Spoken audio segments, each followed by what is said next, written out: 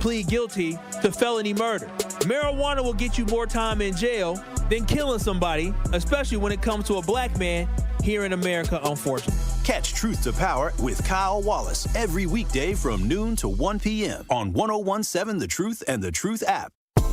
You're listening to the new 101.7 The Truth, founded in partnership with Associated Bank. Your money works here. 101.7 FM, 1510 AM, WGKB Waukesha, and W269DL Milwaukee. A locally owned Good Karma brand station. This is the Bloomberg Black Business Beat, brought to you by FidelityWealthManagement.com. After a 25-year career, the first black woman to be principal dancer at the American Ballet Theater is retiring. Misty Copeland performed one last time at a special gala event at the Lincoln Center in Manhattan last week. Speaking to reporters from the red carpet, Copeland says making the decision wasn't easy. It's emotional because I'm saying goodbye to, such a beautiful chapter in my life and something that's shaped me and made me into the woman and the philanthropist that I am. Everything that I am is because of this career. Copeland speaking to reporters at her last show, that audio courtesy of the AP. Even though she's retiring, she's still going to be plenty busy. Copeland plans to continue projects that help boost diversity in the dance world, including an after-school program called Be Bold, which is designed for young children of color. I'm Bloomberg's Justin Milliner on the Black Business Beat. With Fidelity Wealth Management, a dedicated advisor gets to know you and your goals to build a comprehensive plan to help grow and protect your wealth.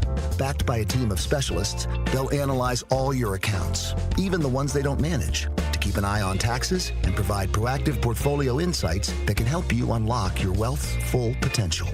Learn more at fidelity.com/wealth. Investment minimums apply. Fidelity Brokerage Services, LLC. Member NYSE SIPC. Workdays can be unpredictable, but your workwear shouldn't be.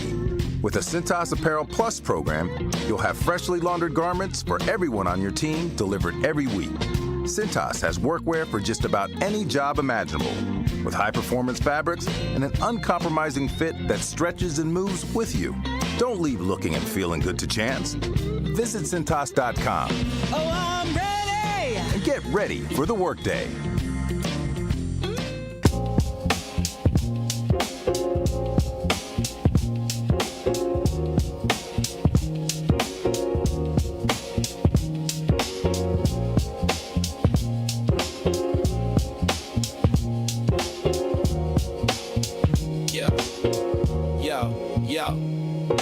He steps to the mic with a boom, ping, ping. Wisdom sharper than a beast's fierce sting. Words like fireflies that light the night. He turns the dark into blazing bright. Boom, ping, ping, the truth takes wing. Milwaukee's voice, let the city sing. Boom, ping, ping, hear the freedom ring. Sherwin's the king, oh, the airwaves king.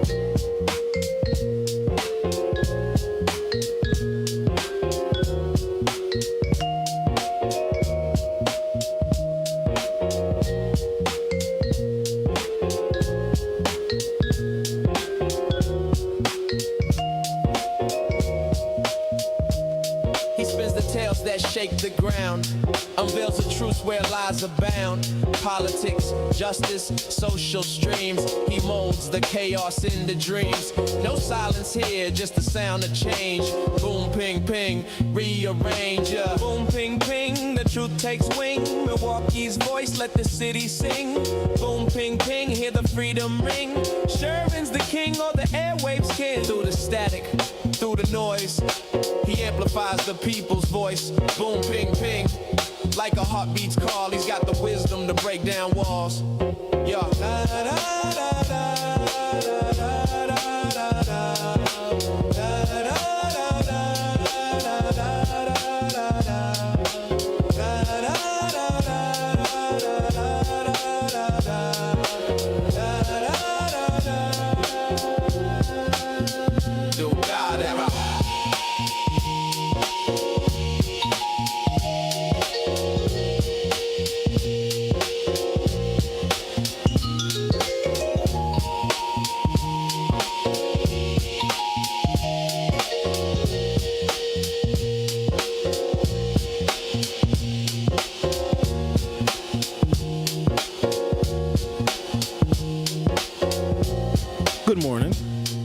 to the program. Today is Wednesday, October 28th, 2025. When we have discussions about politics, and a lot of times it's about our tax money and where our tax money is going, because Americans are real quick to point out how hard they work and how they don't really make enough money or whatever, which is probably true. But they don't like the money that they earn go into lazy people. Like, on its face, that makes a lot of sense, because you just don't want to give your hard-earned money, and you got to deal with a boss and a terrible manager, and you got to deal with your coworkers, and you work real hard, and your paychecks are light, and then you look at all the taxes, and the only thing that we think of when we see how much money is deducted from our paychecks is how little is left over, and then how much of that money that is taken, because taxes aren't paid. I think that's a misconception. Taxes are taken. And when the money is taken, it's going to all these lazy people getting all these welfare benefits. And then the media narrative, I think, has fostered that. But I want you to pay attention now, because we're about to enter into a whole new era. We are going to expose a real kind of fake news. Fake news is not what Donald Trump coined it. Donald Trump didn't like real journalism that covered him factually, because it revealed who he was as a person, as a businessman, all those things. So he didn't like the news, and he wanted to discredit the news. And I think he did a good job of it because his platform was so big. And so if he called the news fake, a lot of people just happen to believe it. And also, if you like and support Donald Trump, like what he stands for, then when he says these news networks, these anchors, and these hosts of these shows are fake and fraudulent, you are much more likely to believe him because you believe in him, right? But the fake news that he was espousing was actually real journalism. Fake news was having the country think that it was lazy black women having a bunch of kids that are the welfare queens. What you are going to see is a bunch of sympathetic and sad news stories of preferably 20-something-year-old white women, as attractive as they can possibly find, that have blonde hair. Maybe they'll settle for a second-rate brunette, probably buxom, very attractive. They are the ones who are receiving the food stamps. I got some data for your ass today. This food stamp pause on benefits is going to hurt white folks. I got a listing of some of the areas that are going to be providing relief and assistance to people. And I'm glad that these different agencies and nonprofits are making the shift from whatever it is they were doing before to now being like emergency food pantries and being able to feed people through what will be, we don't know how long, but it's going to be a very difficult time. Most of these little agencies is in white neighborhoods. Yeah, so the narrative has always been, you lazy blacks, you're taking all my tax money. You're getting all the food stamps. I'm over here working, and the lazy black women and the welfare queens are getting all of the food stamps. White folks, y'all are going to learn that members of your own damn family are receiving stamps. Some of y'all are going to have to cancel Thanksgiving because for the last 20-some years, y'all been buying turkeys with EBT. And I'm not shaming you. It's just, it's disheartening that for so long, so many Americans have been lied to about who is food insecure. And quite honestly, because I got a whole bunch of statistics here and demographic information, probably more than I need, certainly more than I'm going to share. Do you know who's food insecure in this country? Every damn body. That's what I took away from all of the reading and all the articles that I went through this morning. Why in the hell do we have so many people that cannot afford to eat? That is mind-blowing. Like, that's where the policy focus needs to be. Yes, of course, in the meantime, if somebody qualifies, if you've got qualifying children, or if your household income is whatever, below whatever the poverty line, absolutely we going to feed you. But Sherwin Hughes doesn't mind his taxes going to feed people that are hungry. Because if some of y'all don't eat, you're going to eat me. Listen, don't say it hasn't happened before in history. Jeffrey Dahmer, I don't know if his food share got cut off, but he ate people. Now, I'm not going to get into this racial stereotype, but white people eat people. You seen that movie? What's the movie, Rick? When they was in the plane in Argentina, and Alive is the name of the movie. I mean, they're Argentinian, but I mean, they're still white. And they froze to death. And I remember in the movie, the guy was like, if I die, you can eat me. You can eat me. It's not funny. I don't want anyone to have to eat anyone. Like, eat them. If you're going to eat somebody, eat them in the good way. I will eat you. You're very, very fleshy. I will eat you. Fast. Quick and fast. Couple of things with that, Rick. Okay, number one, weird. Number two, you're well fed, sir. You eat very well. You go into the market hall and you restaurant shop every day. You look around with wonderment and amazement because you can afford to buy all the food here. Why would it be top of your mind for you to tell the world that you would eat me? Of all the things you could possibly eat, why me? Because if we're on an island and we're about to freeze... We're not on an island. We're in a studio in a restaurant hall. No. If we were to freeze to death and we're dying, I'm going to eat you. I'm going to eat your ass first. Uh-oh. I'm going to eat you first. Okay. I wouldn't necessarily start with the ass. Okay, go ahead. You're not going to eat me first. I'll be the first one to eat. I will shank you, and then I will eat you. You don't go to sleep. Do not go to sleep. Did y'all hear this? First of all, let me be clear. Rick, your job here at 101.7 The Truth and Good Karma Brands is tied to me. So if I'm eating, you're out of a job. Like, oh no, what happened to Sherwin? You actually have a point. Rick ate him.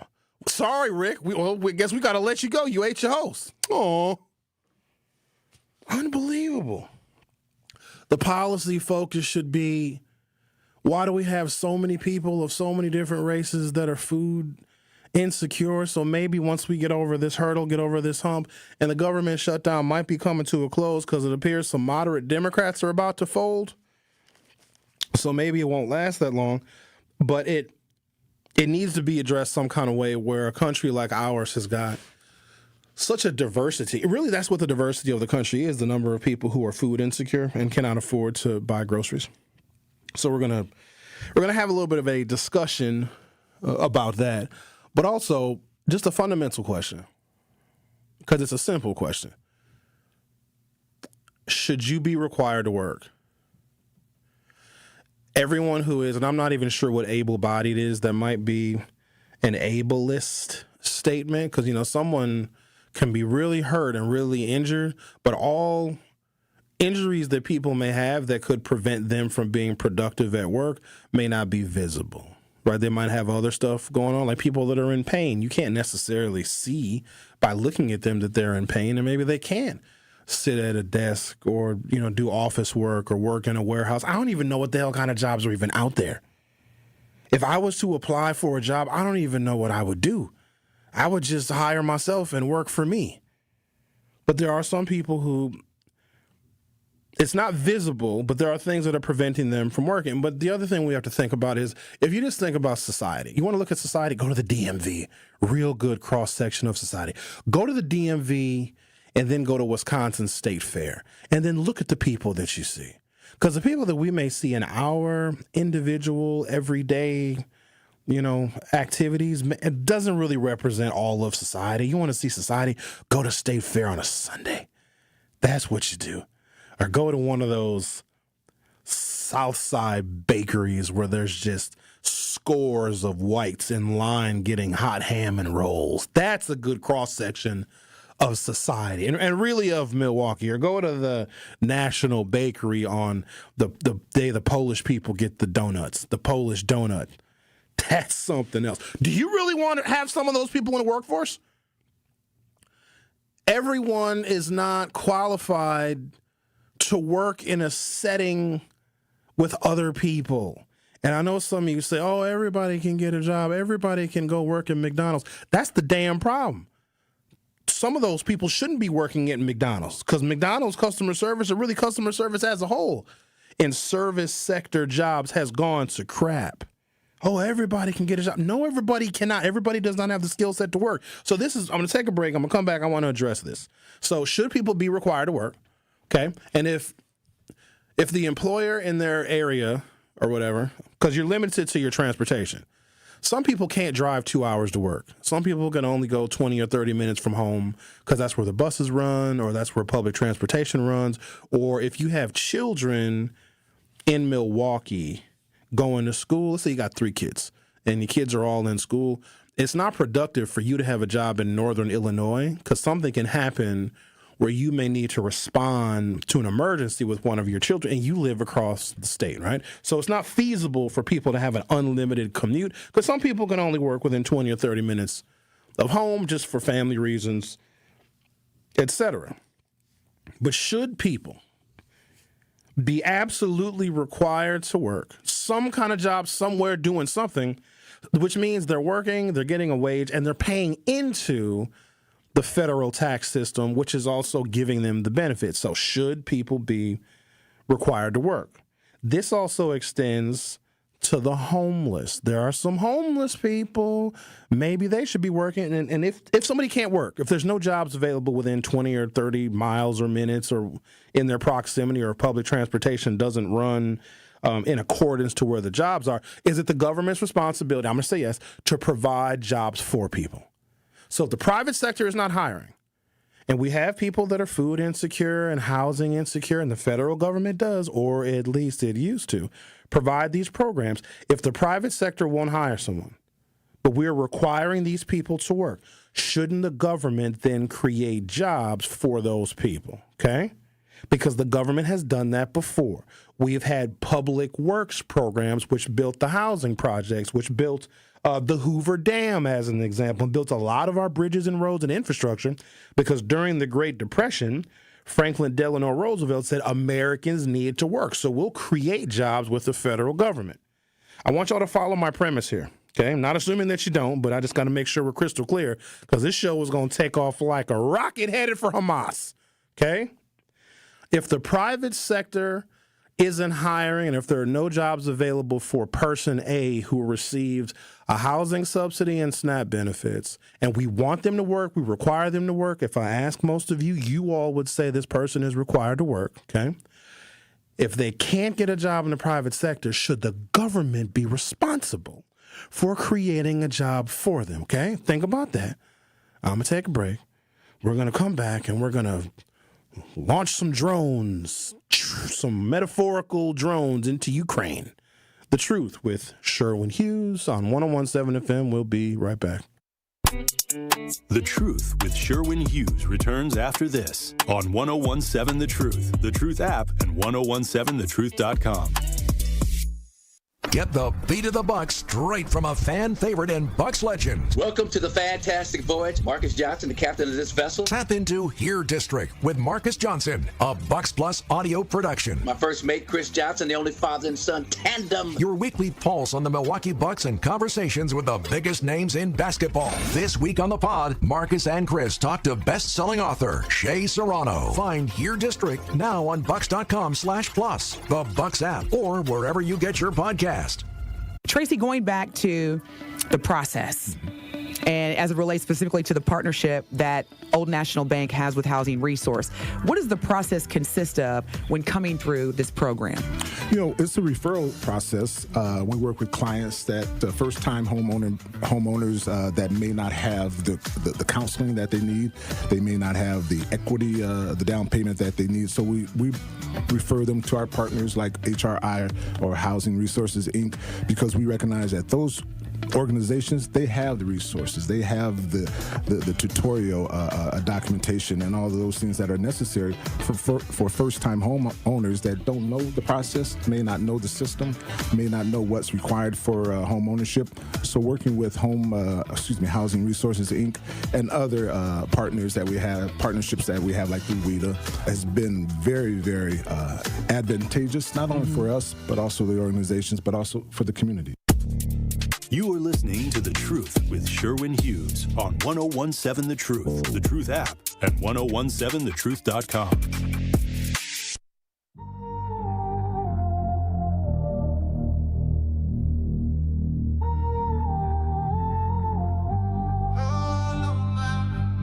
Sherwin on the mic, better tune in now. Milwaukee Flame, he be holding it down. Best in the biz, put respect on the name. Whole nation know he ahead of the game. It should be known that the current president of the United States did sign an executive order. I'm going to kind of just simplify it a little bit, but criminalizing homelessness, because this administration operates off of a couple of things: impulses generalizations and a lot of stereotypes.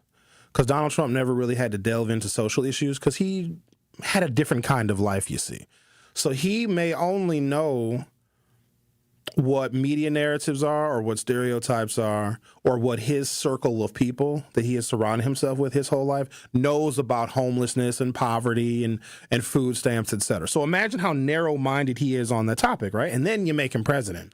So his policies are going to be a reflection of not what is best for the nation, not how we can help lift up the underprivileged, but just criminalize them because they're all just really bad people. Him being from New York, imagine he's probably just been disgusted by homeless people. So to him, they're all criminals. Or the stereotype that a homeless person is they're a drug addict, they're an alcoholic, they're lazy, whatever. Well, his politics and policies and his executive orders have followed that.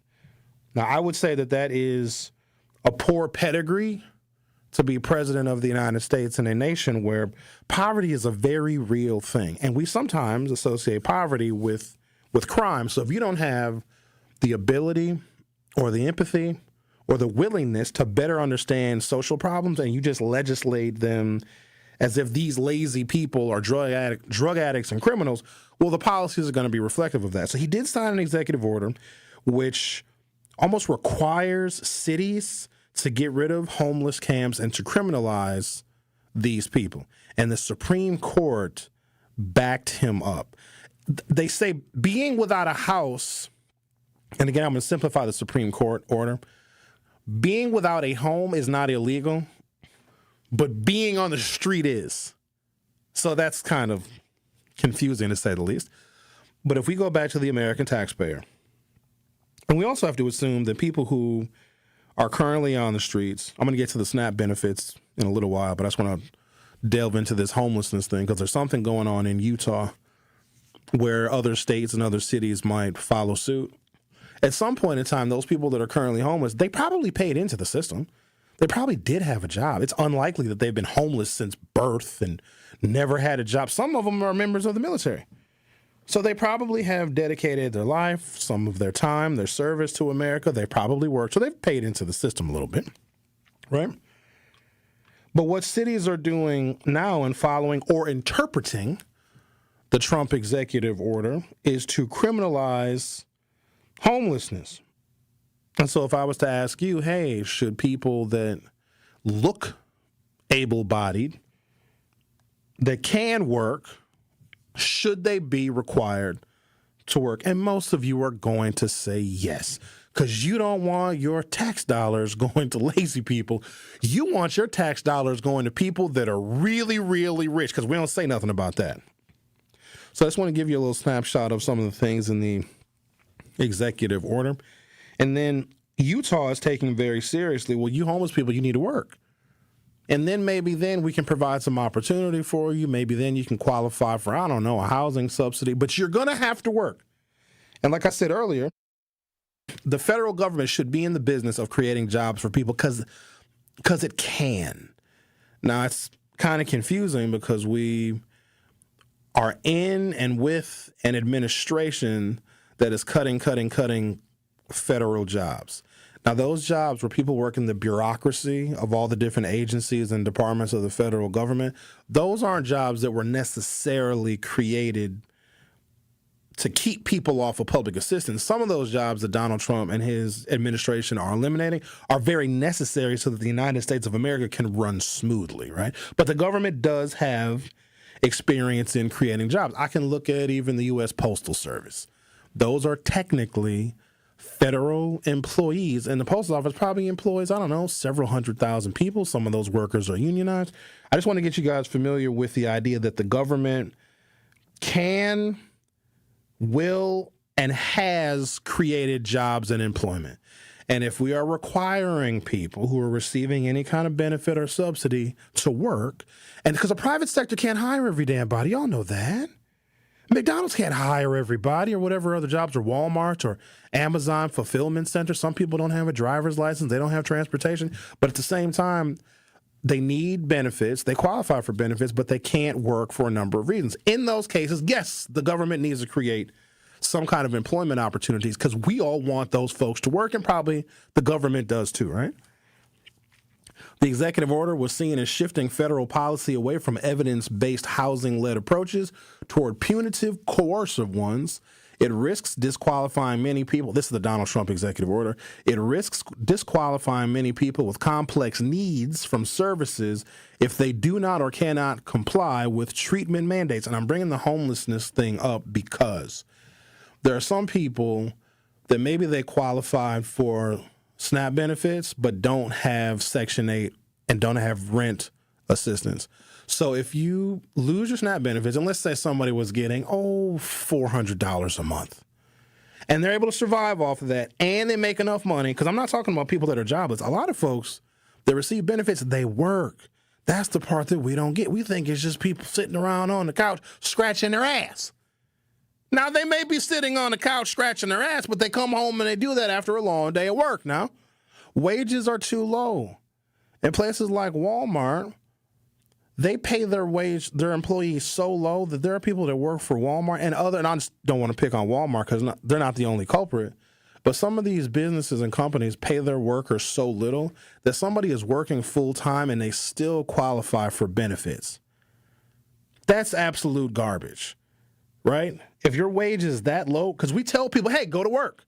You need a job. They say, okay, I got a job and I work full time, but my wages are so low that I still qualify for benefits. Walmart is doing what is called an externality. By them coming into a town, and some of these little small towns that a Walmart might move into, it's a godsend because when Walmart comes, there's economic activity. Politicians are going to get campaign contributions, so they love when a Walmart comes in. But when a Walmart comes in, yes, they'll hire people, but their wages are so low, you put a strain on every other taxpayer because we have to subsidize Walmart's low wages by giving benefits to the people that work full-time for Walmart so they can qualify and receive their benefits. Something else that people don't know, when a Walmart comes in, guess what? About $400,000 worth of street wear and tear every single year because of the traffic. Who the hell you think pays for that? Not Walmart. So Walmarts come in and they actually cost taxpayers sometimes more than what they are paying in wages and jobs. So just be mindful of that when you say, everybody can go get a job at Walmart. Every person that works at Walmart, there's got to be several taxpayers subsidizing that Walmart worker because their wages are so low at Walmart that we're going to have to end up contributing to that person's food stamps and their housing subsidies. So if the person who is working at Walmart getting $400 a month in SNAP is no longer getting that $400 a month in SNAP, and food banks and food pantries are not always going to cut it, right? And they have to take an additional $400 out of their pocket to buy groceries, at least until the government shutdown ends. Follow me, because it's a very real situation and scenario no matter where you live, no matter where you're listening from. That person is not going to be able to pay their rent because the benefits that they were getting where they could feed themselves and their kids are gone, at least temporarily. So that money that they were using for other things in life now has to go to food, and they're not going to be able to pay the rent. They're going to get evicted. Now, I don't know what the homelessness spike is going to be, but there are some people, got to keep in mind, somebody's already 3 months late on their rent now. They're already 2 months late on the rent. They're teetering with eviction, and the only thing that is keeping them in that home is the fact that they are still getting some food subsidies, which are going to stop, I think, on Saturday morning they run out. But once they lose their SNAP benefits, they are going to be homeless, right? In a nation in which we have an executive order signed by the president, which criminalizes homelessness. Now, I need you to understand this situation now. This is the country in which you live in.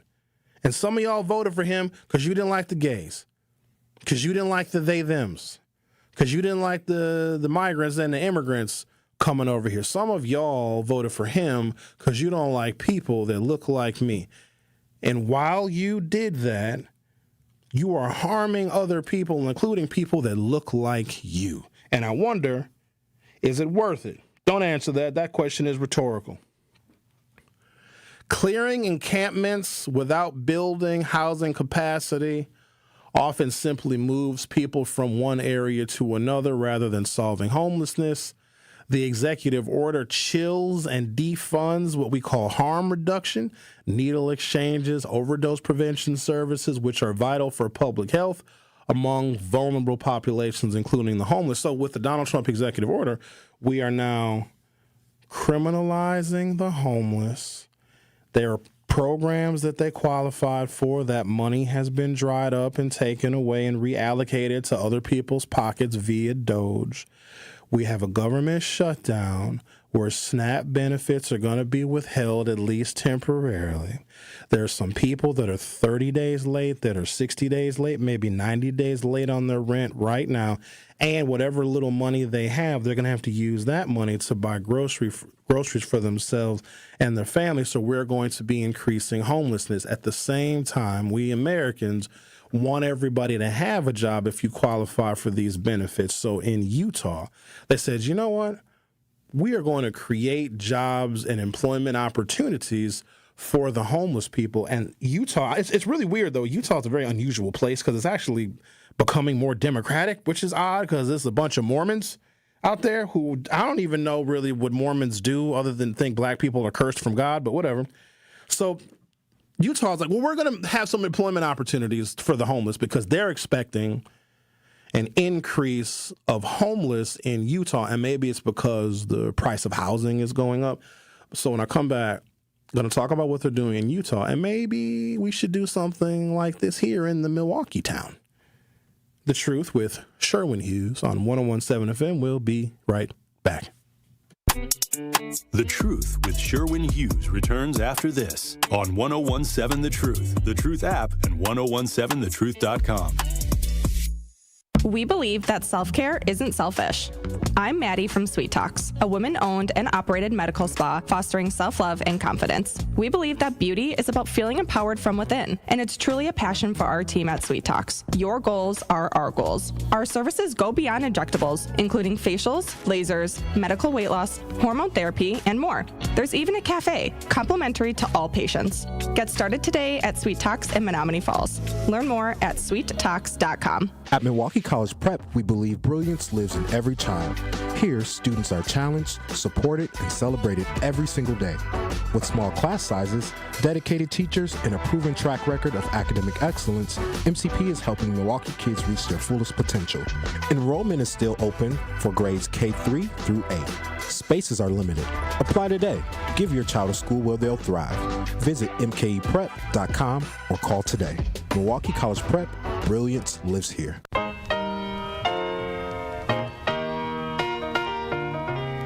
It's time for Truth Takes, a thought-provoking commentary on the award-winning 101.7 The Truth. Here is Tory Lowe with his truth. It's official. July 5th is Tory Lowe Day in the city of Milwaukee and Milwaukee County. I am humbled to receive this proclamation from the mayor's office and the county executive's office. To me, this day represents life and purpose and being driven by passion to serve and empower others.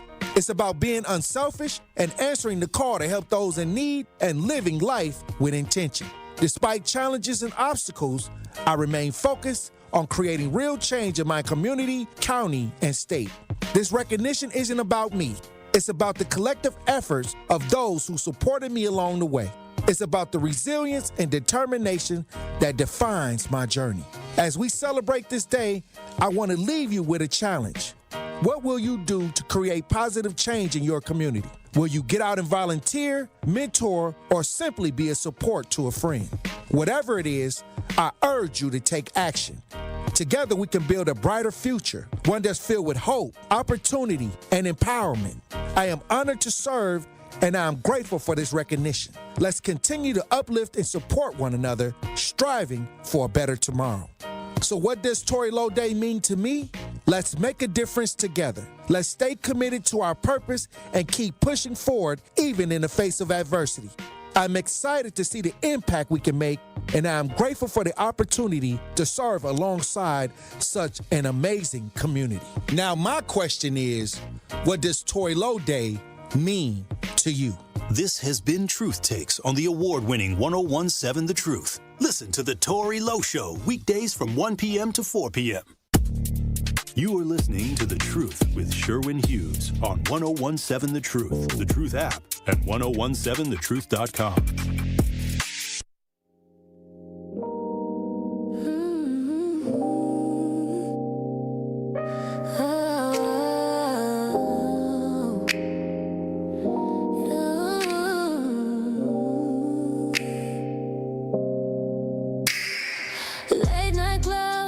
doing like a policy pathology on the program, right? We hope that the suspension of benefits for people receiving a food subsidy is temporary, but who knows? We don't know how this government is going to act or function. So there's already people who are already kind of teetering with financial disaster that might not have made, what month is this? It's October, almost November. They haven't paid rent maybe since August. And we can yell at them and blame them or whatever, but sometimes unexpected expenses pop up and you may not have enough money stashed away to cover them. And something has to give. I don't know why we think people have unlimited money for stuff. And it's easy for us to say, hey, put away $17,000 in case of an emergency. Some people ain't never, not one time, ever, never going to see $17,000, ever, never. And if they do see it, they're going to go buy something that costs $17,000. We got to deal with the reality, right? So somebody is already facing eviction. Now the SNAP benefits get cut. Now they have to take whatever money they have and then they got to buy food because you got to eat. Now they're going to get evicted. And then they become homeless, them and their children. And no, everybody can't go to a damn shelter. Shelters fill up. Donald Trump has signed an executive order allowing cities to criminalize homelessness. And Supreme Court was like, cool, that tracks. It's not illegal to be without a house, but it's illegal to be on the street. So technically, right now in your America, because y'all was so gung-ho on getting the immigrants out, and look how they're getting the immigrants out. That's not what you guys wanted, or is it? Rounding people up. Sometimes they're American citizens. It's terrible. But here's a realistic scenario. And there's people that are working. Imagine working full time and you still need the food subsidy to feed yourself and your family because you don't make enough money at your job or your rent is too high, or whatever the case may be. And you're teetering on financial disaster.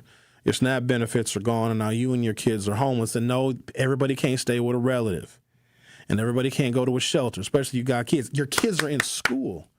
How you going to get the kids to school? You lost your house, right? Everything you own is out on the street. Like, these are real scenarios, and I know that you want to make up a bunch of excuses as to why somebody put themselves in that situation, and I'll be willing to bet dollars to donuts if 30 or 40% of y'all lost 2 or 3 paychecks, like our federal workers are right now, you'd be in the exact same situation. So stop it.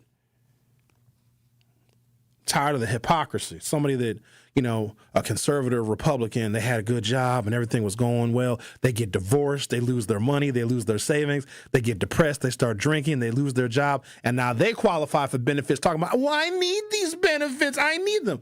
But when you was happy and working and before you found out your wife was cheating on you, you used to chastise all the lazy people taking your tax money so they could feed themselves. See how that works? Ladies and gentlemen, I don't care who you are. The tide will always turn and the tables will always flip. So just be careful of who you speak negatively about. So in Utah, they're like, all right, we here in Utah are going to follow Donald Trump's executive order. Instead of criminalizing homeless people, we're going to create a job center for them. This comes from commondreams.org. In an effort to fulfill President Donald Trump's executive order on homelessness, the state of Utah is building a massive facility that housing advocates warn will function as a, quote, internment camp where the unhoused will be subjected to forced labor. Wait, hold on. Wait, though. Relax, everybody, before you freak out. You want them to work, right? The homeless people just need to get a job, right?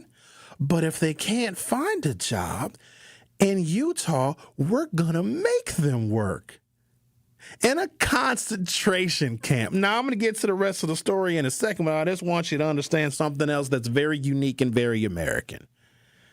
When you have forced labor, or another example you might be more familiar with is prison labor.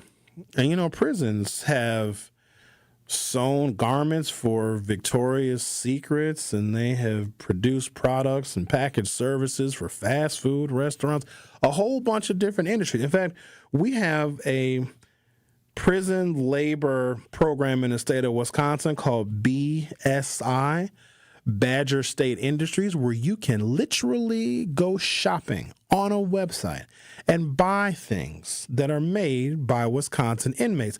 And so what we tell people, we tell unwitting, stupid-ass taxpayers, we're giving these people in prison a skill. So when they come out, they can get a job. And you tell us stupid-ass taxpayers, oh, and that's going to prevent recidivism because we're teaching them a skill. They're actually making products in the prison. You can go on the website and literally buy things made by inmates. Look at all the things the inmates are making. They have a skill, and when they come out, they're going to have a job. Couple of things. The companies that are using the prison labor to make and produce those products that are for sale are taking your jobs on the outside. Why in the hell would I hire you and pay you $17, $20 an hour and pay you benefits when I can make an inmate do it for 9 cents an hour? Why would I, for what would I hire you? So it actually hurts the futures and the economic viability of people on the outside of prison who've never broken the law, who've never gone to jail. You're not going to get hired at that company because they're using prison labor. And then when the people in prison get out of prison, because we're like, oh, look, they were in prison making things, and now they have a skill set, them companies aren't going to hire a felon. You ever think about that? We celebrate the fact that, oh, wow, this is great. Badger State Industries that contracts with all sorts of private companies and corporations for labor because we don't want to hire American workers. I don't know why folks don't get that. We would rather ship a whole company overseas, right across the border to Mexico, than to hire you. And instead of hiring you, we will just have a contract with your state prison system to where your inmates now are going to be performing the labors that if you had that job that the inmate has, and guess what? You got skills too. Problem is, you went to college and paid for it, so now you got student loan debt to exercise your skills out in the workforce so you can get paid, but the inmate is doing it for 9 cents an hour. Just like slavery undercut the economic floor of white people in the South. Why would I hire, if I'm a plantation owner, I'm not hiring a white Southerner, a poor, landless, toothless, penniless white peasant. When I own the slaves, my slaves are going to do all my labor. Why would I shell money out of my pocket to pay you, a free white Southerner, a wage? You ever think about that? That the existence of slavery created just as many, if not more, poor white people, and the South has still never recovered. However, I digress. In an effort to fulfill President Donald Trump's executive order on homelessness, Utah is building a massive facility that housing advocates warn will function as an internment camp where the unhoused will be subjected to forced labor, so basically prison labor for homeless people, and whatever jobs they do, whatever businesses, companies, and corporations want to use the prison labor, the homeless encampment labor, that means that someone who is outside of that homeless camp is not going to get that job because the labor is not going to come from you or them in Utah. It's going to come from the people who are homeless because we want them to work. So build a facility where you can house them, and then companies can exploit their cheap labor. All of that so that companies don't have to hire you because you cost too much. Your labor needs, like, what does an American need to say, oh, that job is worth me taking? Like $30 an hour or something? Depends on where you live. That's insane. Ain't no company paying you that. They got to give that money to their shareholders and to the CEO. Why do you think CEOs make so much money? Where's that money coming from? It's not always the product or the service that's making all that money. I mean, maybe it depends on the margin, the profit margin. But by paying low to nothing for labor, meaning move the labor operations for whatever your company is overseas where we can take advantage of basically no labor laws, or you use prison labor. Or if you deport people, before you deport them, you have to put them in a facility. And if you have all these able-bodied migrants that we eventually are going to ship back to their home country, but maybe we'll hang on to them for a while, because think about the migrants that are here. They're probably working. 93% of the people that are receiving SNAP benefits, so let's just call them poor, right? Even though there's some variation in that term, almost 94% of the people who are receiving SNAP benefits are born in the United States and they're citizens. So even if you thought, and some of you did, God bless you, that these immigrants and migrants are coming over here and getting all the benefits, it's Americans. That is an American program, which the majority of the people are white. 62.7% of your SNAP beneficiaries burn if they stay in the sun too long. White people. Last month, Utah's homeless services agencies came to an agreement for the state to acquire a 16-acre parcel of rural land, probably on foreclosed farmland because Donald Trump just outsourced your beef to Argentina. A 16-acre parcel of rural land in the North Point area of northwest Salt Lake City to construct the first of its kind facility, which is slated to have 1,300 beds. The genesis of the project began in July following Trump's Ending Crime and Disorder on American Streets executive order, which threatened to withhold funding from states and cities unless they criminalize homeless people camping on streets, and ordered the Attorney General to expand the use of involuntary civil commitment for adults experiencing homelessness, meaning if you don't have a house because you couldn't afford your rent, you got evicted, now you're on the streets, and now you're basically going to be criminalized, and so Utah's going to take you and put you in an internment camp where you're now forced to work. Because think about it, we want homeless people to work, right? Even though some homeless people did have a job. Despite a large body of evidence showing their effectiveness at curbing crime while keeping people off the street, the order also required the Department of Housing and Urban Development to end its support of housing first policies that provide unhoused people with homes without the requirement of behavioral health or treatment sobriety. I'm going to take a break, come back, continue our little conversation on how we have concentration camps right here in America, courtesy of an executive order signed by, well, it wasn't Joe Biden because Joe Biden was asleep. The Truth with Sherwin Hughes on 101.7 FM. We'll be right back. The Truth with Sherwin Hughes returns after this on 101.7 The Truth app, and 1017thetruth.com. Truth Nation, it's time to elevate the conversation at our second annual Truth Summit happening Saturday, November 15th from 10 a.m. to 1 p.m. at Thrive on King. This free in-person roundtable dives deep into Milwaukee's most pressing issues, from bridging the healthcare divide to rebuilding our educational pipeline. Join me, Dr. Ken Harris, and expert guests for powerful insights and lively debate you won't hear anywhere else. Reserve your spot at 1017thetruth.com. Sponsored by 1MKE and Thrive on King. Ready to buy your first house, move into your forever home, or simply refinance? At Associated Bank, they've got you. With the right lending plan and guidance, you can achieve your dreams. Your financial goals are much closer than you think, and Associated Bank is excited to help you reach them. Learn more at associatedbank.com/lending or ask a banker for details. Subject to credit approval. Member FDIC, Equal Housing Lender.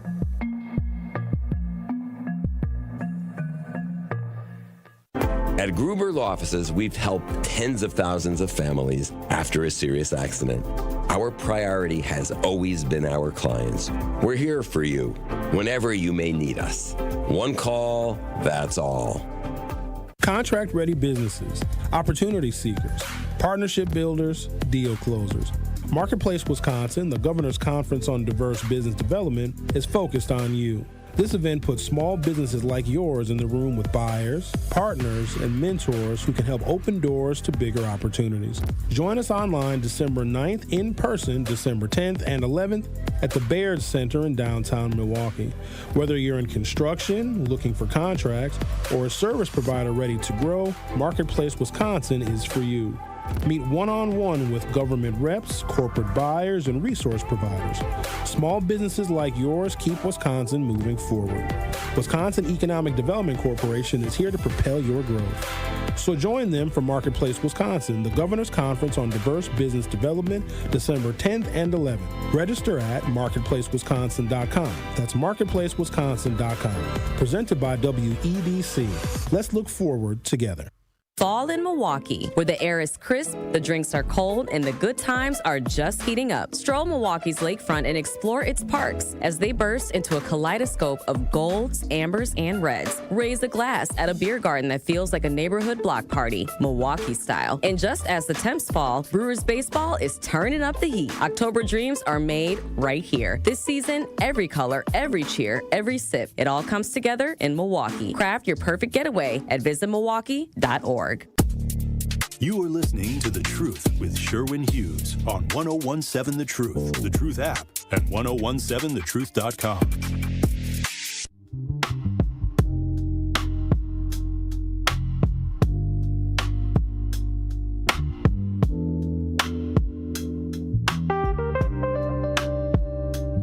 Less than a week after Trump's homelessness order, Utah's Republican Governor Spencer Cox, as well as the state Senate President and House Speaker, both Republicans, sent a letter to the state's Homeless Services Board, which was created just last year following a legislative push by the Cicero Institute, a far-right think tank that has proposed aggressive measures to criminalize homelessness and which has been a major influence over the Trump's crackdown on the homeless during the second term.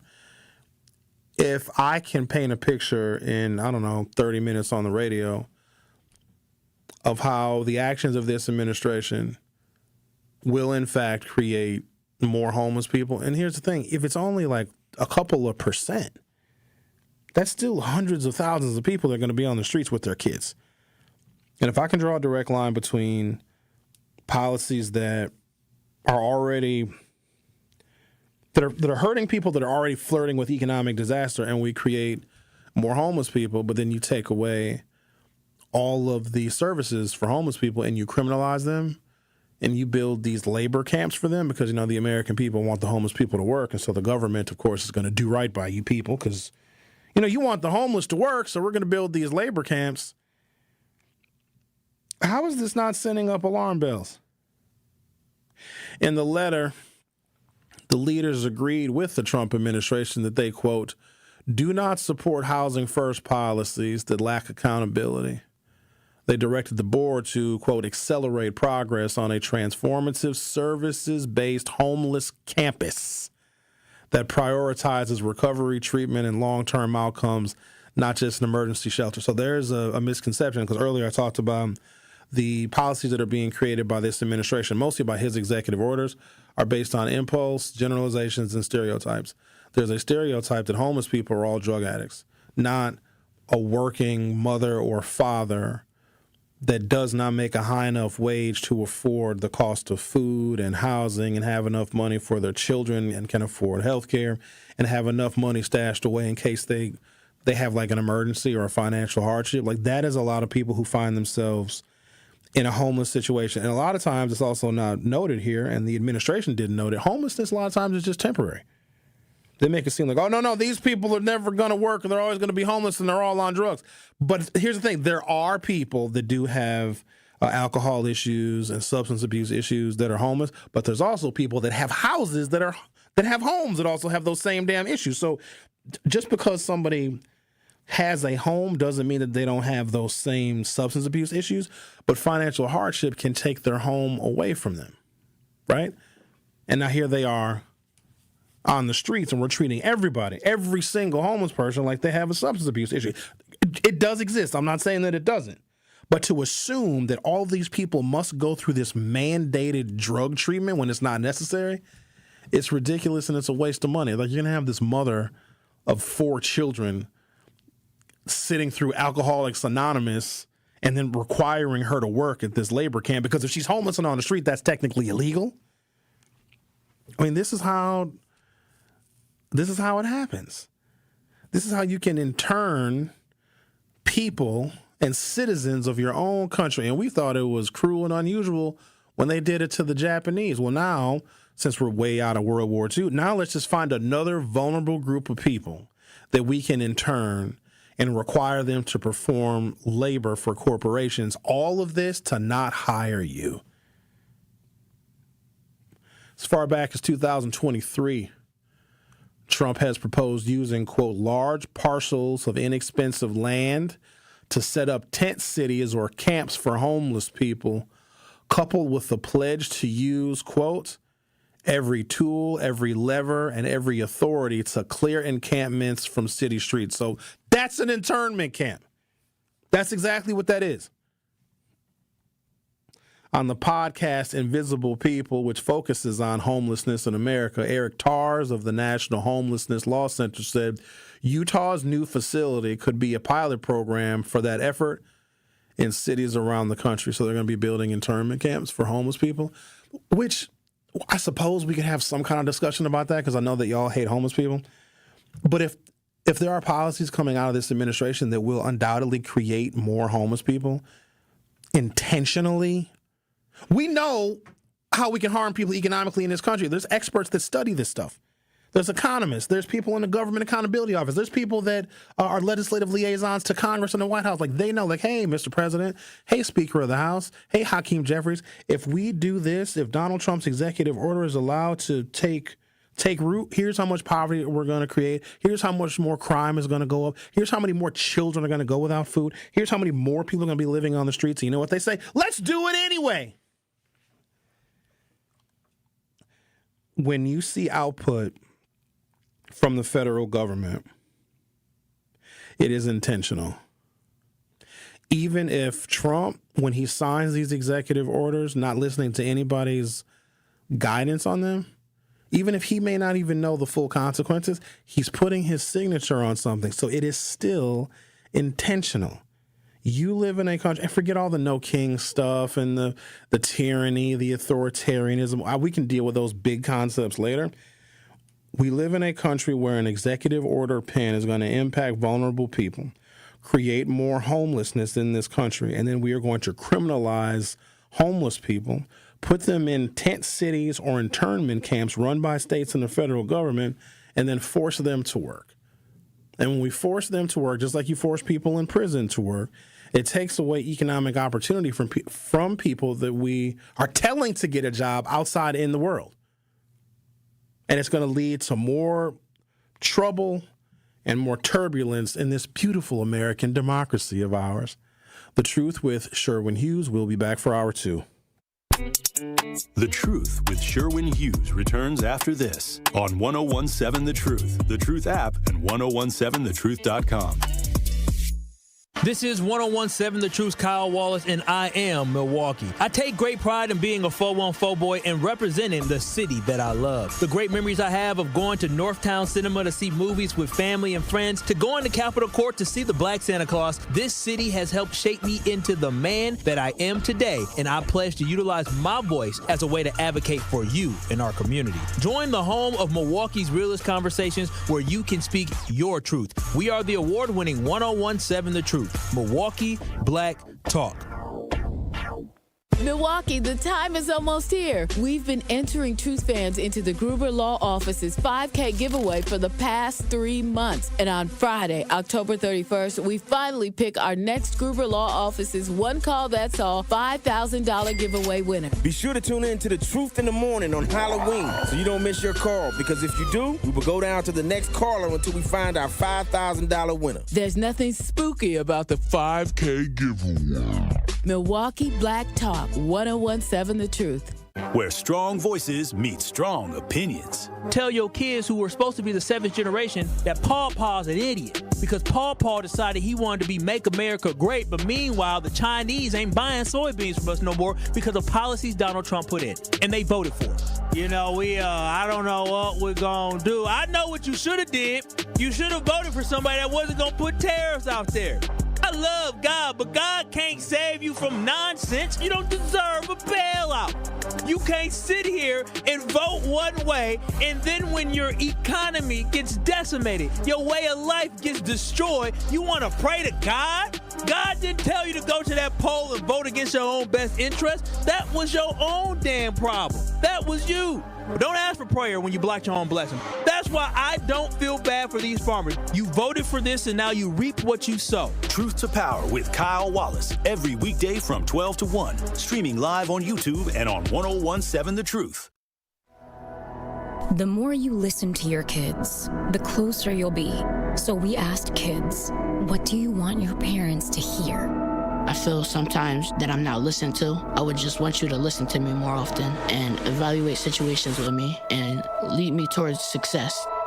We're not adults, so just be there and listen. I just want someone to yap to. And I just feel like I'll be fine if someone just hears me talk and talk and talk and talk and talk and talk and talk. You're doing a really good job. And I don't think I tell you that enough. And I know sometimes we get into it and it's just hard on both of us. But try to understand me more and I'll try to do the same. Listening is a form of love. Find resources to help you support your kids and their emotional well-being at soundidouttogether.org. That's soundidouttogether.org. Brought to you by the Ad Council and Pivotal. You are listening to the home of Milwaukee's realest conversations. 1017 FM, 1510 AM WGKB Waukesha and W269DL Milwaukee, a locally owned Good Karma brand station. You are listening to The Truth with Sherwin Hughes on 1017 The Truth, The Truth app, and 1017thetruth.com.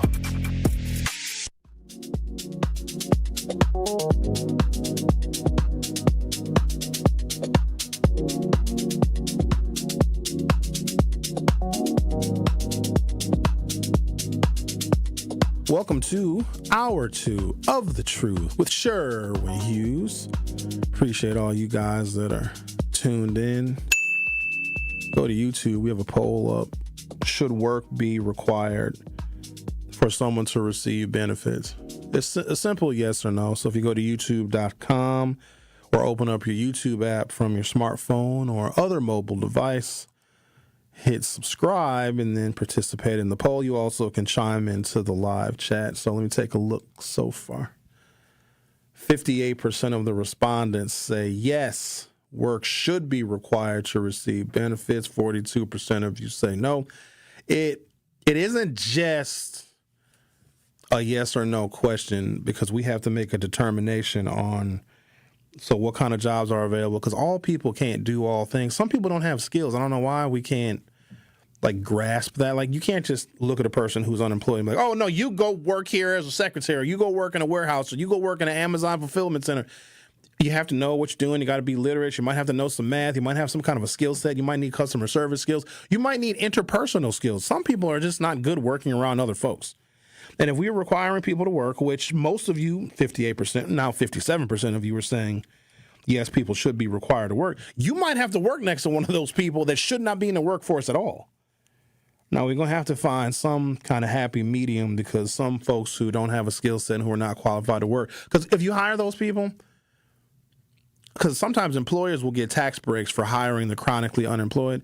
There's a whole bunch of reasons why someone can be chronically unemployed. Maybe their industry downsized, their company moved overseas, or the technological world is passing them by, and whatever their skill set is, it's no longer necessary and needed. Like when I go to the grocery store, because thank God I still can afford to go, even though I'm noticing it's a little more expensive now, a little costly. Remember when they would have more cashiers than customers? You look up and you see a sea of lights.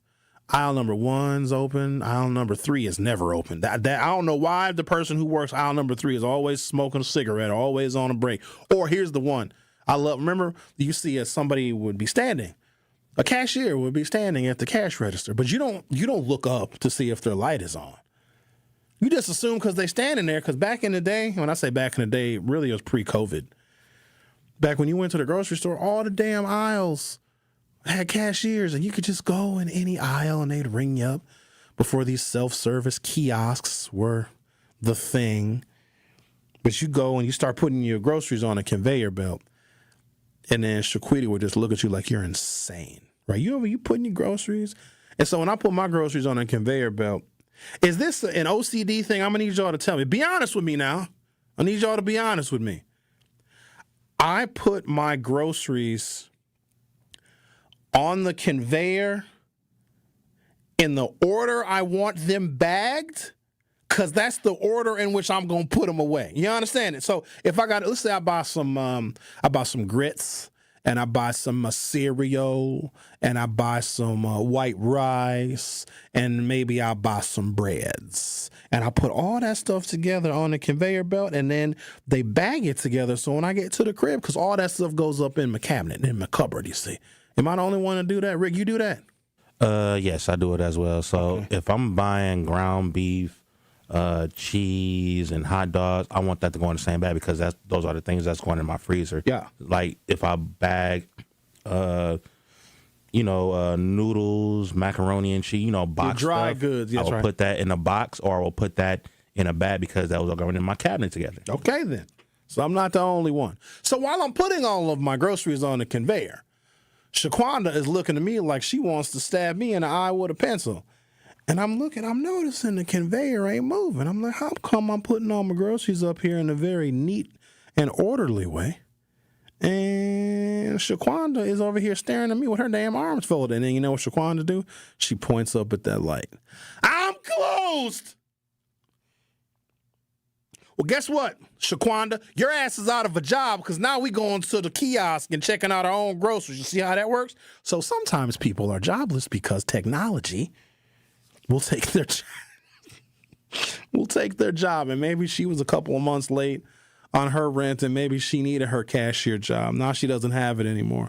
Maybe they can find another job for her at the grocery store, working on the loading dock. When groceries come in, she puts them away, but now that's only a part-time job. So do you see how easy it is for someone to lose their stable employment? And that's through no fault of her own. Now we could say, oh, Shaquanda, go back to school and learn how to program and code the kiosks that are now replacing your job as a cashier. Well, that's going to cost her how many thousands of dollars? Is she going to be out of the workforce for how long while she's getting that education? And even when she finishes school, there's still no guarantee there's going to be a job for her. So there's a whole bunch of real small, incremental, and like microcosmic things that policymakers can do that can, I think, intentionally create more homelessness and create more crime. And then when you create more crime and more homelessness, you can look and blame all the Democrats because that patina sticks to the Democrats. Oh, look at all the crime in all these cities. We essentially outsource that authority to the Republicans to fix the crime situation where their policies are actually the ones responsible for it. I don't know what the nation is going to look like, the political landscape, the social landscape, the economic landscape for regular, average, everyday folks. I don't know what it's going to look like in 3 years from now. But whatever it is, the Democrats are going to be in over their heads trying to clean it up and trying to fix it. And the social problems that are beginning right now, some of them may not take root until 2028, 2029, 2030. Right? It's always a delayed response. So really poor policies right now will have their major impacts, their negative impacts at some point in the future, right? Maybe all of this turmoil and these ups and these downs and the insecurity about your food and your SNAP benefits and people teetering with homelessness, maybe this causes someone to drink, right? This stress going on right now causes someone to drink, but then 3, 4, 5, 6, 7 years from now, their life has spiraled out of control because the drinking started with this turmoil going on right now. So at some point in the future, we're going to have to deal with the fallout of these poor policies. And here's what's going to happen. A Democrat will be somewhere in office when all of the impacts from these executive orders and these laws and this government shutdown takes root. So in maybe the early 2000s and the 2010s is when Democrats really elevated Bill Clinton, saying, oh, he was the best president ever. You guys remember that? Until Barack Obama, Bill Clinton was the best Democrat that we had. Even black folks were saying that, even calling him our first true black president, because we thought Bill Clinton was as close as we were going to get. Because there were some African Americans who did make some pretty significant social and economic gains during the Clinton era. And the economy was doing really well. We had a government surplus and everything.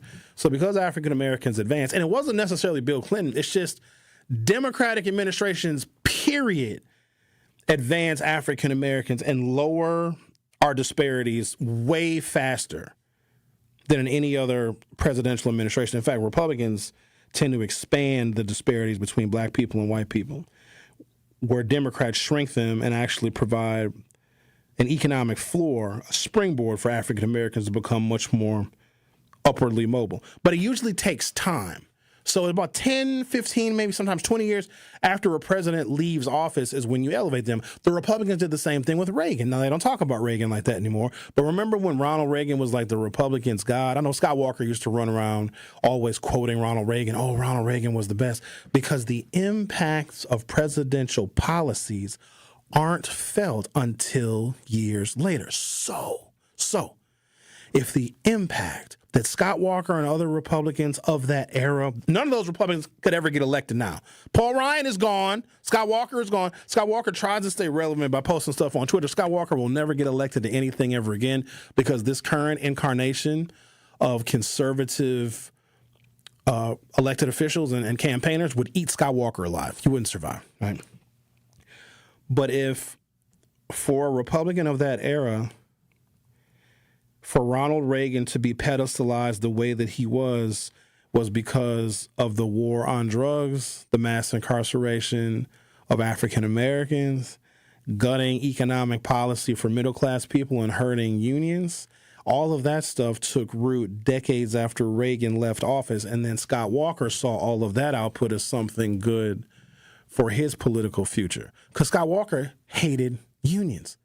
Act 10, gutted public sector unions. Who was the first Republican president to take decisive action against organized labor? Ronald Reagan, when he fired the air traffic controllers in 1982. So I just want people to be mindful of whatever is happening now in this moment, where new things are happening politically every single day, not to mention the foreign policy, because all that stuff is going to catch up with us too. We're not going to feel the impact of all these things that Donald Trump is doing for some years into the future. And when those impacts take root, crime is going to go up, and people's hopelessness is going to go up, and all these other terrible things are going to happen because these policies are not good for the future of working class America. A Democrat is going to get blamed for it. But I need you to know that the policies originated now. We tend to look at the person who is in office at this moment and then look at where things are also in this moment. If you are, just one example, an investor in the stock market, and some of you do have 401ks and 403bs. I personally think 401ks are stupid. Roth IRAs are for idiots. Sorry, but what you have been told about money and financing and investing is from people that had a whole different economic outlook because they're from a whole different generation. Nobody under the age of 60 should have a Roth. Nobody under the age of 50 should have a 401k. It's just not how we invest money. But if you have money in the stock market right now, it's insane. Let me check. I'll check the market. I ain't check it today. The Dow Jones is breaking records. The NASDAQ is breaking records. And some may think, it's because Trump is in office. Whatever positive benefits this economy is producing for anybody, it's still a continuation of Joe Biden's presidency. Remember, Trump has not been president long enough to have a sizable impact on the economy long term. Trump is playing with tariffs on again, off again, on again, off again, and none of that is good for the economy. So if there's anything that is good right now, it is because of the Joe Biden economy, because there's always a delayed response. I just want people to be mindful of the delayed response of what we are going through right now and all of this inconsistency and these policies that are criminalizing homeless people and even the government shutdown. The real impacts of this, and even how we're treating migrants. We're going to need their labor. Some of us ain't going to get Social Security because there won't be enough people working and paying into the system for checks to be written to still existing. I think most of the silent generation, most of them are gone, or they'll be leaving shortly. But then the baby boomer generation, which is the largest American generation, a lot of them are pulling down Social Security. But then my generation, Generation X, we're starting to retire. And we're going to start qualifying for Social Security in the next half decade or so. And then behind us are going to be the millennials. So you're going to have potentially 3 surviving, living American generations all collecting Social Security at the same time for the first time in American history. 3 generations of retired people, most of whom do not want to go back to work, and if they do, it will be extremely part-time, meaning if they do go back to work, whatever they are contributing in FICA is not even going to cover the Social Security that they are still receiving. Who is going to work? You ever think about that? Baby boomers ain't going to work. My generation never really wanted to work. I don't know what the millennials is doing. We need immigrants. Not only do we need them, we need a bunch. We cannot afford to deport people that will come and they pay FICA. Like, why do y'all not know that they pay? Like, we need people to be working so that Social Security can stay solvent. Because stop thinking like, I paid into Social Security my whole life. If I hear another person say that, that's almost as ignorant as somebody saying, Sherwin, the Democrats are the party of the Klan and racism. It's the same thing to me, same kind of ignorance. Like, how do you even tie your shoes? Like, how are you even smart enough to not confuse the gas pedal from the brake pedal? If you think that the Democrats of yesteryear are the Democrats that supported Kamala Harris to the tune of $1 billion. It's just, the ignorance is just insane to me. And people are voting, and they have this level of ignorance. The money you paid into Social Security, and let's say you're one of those, I don't know, you've been working since when do people start working? 5, 10, 15? When do you all start working? Don't get mad at me. I didn't really get my first real job till I was 17, and I was working real part-time at Yonkers at Northridge. Let me tell you how long ago that was. Neither one of those places exist anymore. Northridge is a field. And Yonkers, y'all remember when Yonkers was at Northridge for a few years? Well, I worked at Yonkers in the men's department, helping people find their size in early 1990s sweaters. And so what would happen is people come into the Yonkers. I spent all morning folding them damn sweaters. Because when you work in retail, you got to fold a sweater a certain way. You understand it? You got to fold it a certain way. You got to fold the arms. You got to fold it. And then some joker come and they do this thing, right? Where they grab the sweater off of my neatly folded pile. They snatch the sweater and they hold it up to, you know what I'm saying? When people hold the sweater up to themselves to see if it fits, and then they don't fold the sweater back. No, why would they do something like that? They throw the damn sweater right on a pile of the neatly folded sweater. So that's basically what I did at Yonkers, and occasionally I would ring people up. That's what I did at Yonkers. But Yonkers doesn't exist anymore. Just felt like I needed to share that with you. But some of y'all have been working. I paid FICA whenever I got my little paychecks from Yonkers every little 2 weeks. That must have been minimum wage, right?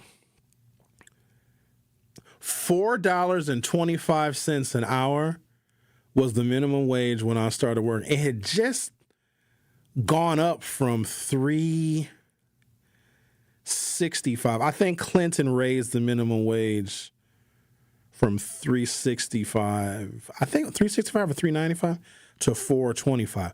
Just saying that dollar amount is offensive. Like, how much do you make? $4.25. If Sherwin happened to be applying for a job and somebody said, Sherwin, we're going to start you at $4.25, I'd punch him in the face. I'd rather punch you. I'd rather risk an assault charge than have you pay me $4.25. But back in the day, that's what you made. And so, of course, I paid FICA. I don't care when you started working and how much you think you paid into the Federal Insurance Contribution Act. Your money that you paid in is not saved somewhere for you. The money that you pay in, and some of you are working right now and you're paying FICA, that's going to supplement the people that are receiving Social Security right now. So your Social Security, I need you to know this now. I need you to know this. And I need you to know that the current Democratic Party is not the same Democratic Party as slavery. I need you to know these two damn things, okay? I don't care what else you know outside of that, but you got to know these two things. The money that you paid into FICA all those years was paying Social Security for people that were qualified for it at that time. The money that we will be receiving, if we are fortunate enough to receive Social Security, will be based on the wages of people that are working at that time. Whatever it is that you paid in has already gone out to previous and current recipients, and your Social Security is contingent upon, now there's a little bit of money that's locked away, but most people are going to pull down like $700,000 in benefits, but they've only paid in like $500,000. So even if you pay it into FICA, and a lot of you do, you're creating a deficit. So we need people that are going to work. And I wonder how this is going to all pan out, because artificial intelligence is slated to take, now Bernie Sanders' numbers might be inflated, but I don't think he's way off, 100 million jobs. Potentially. AI can take 100 million jobs. And so one part of me says, that's great. Technology is awesome. We want technology to advance. But then the other part of me said, you going to make that robot pay Social Security? You better. Are we going to be able to have sex with the robots?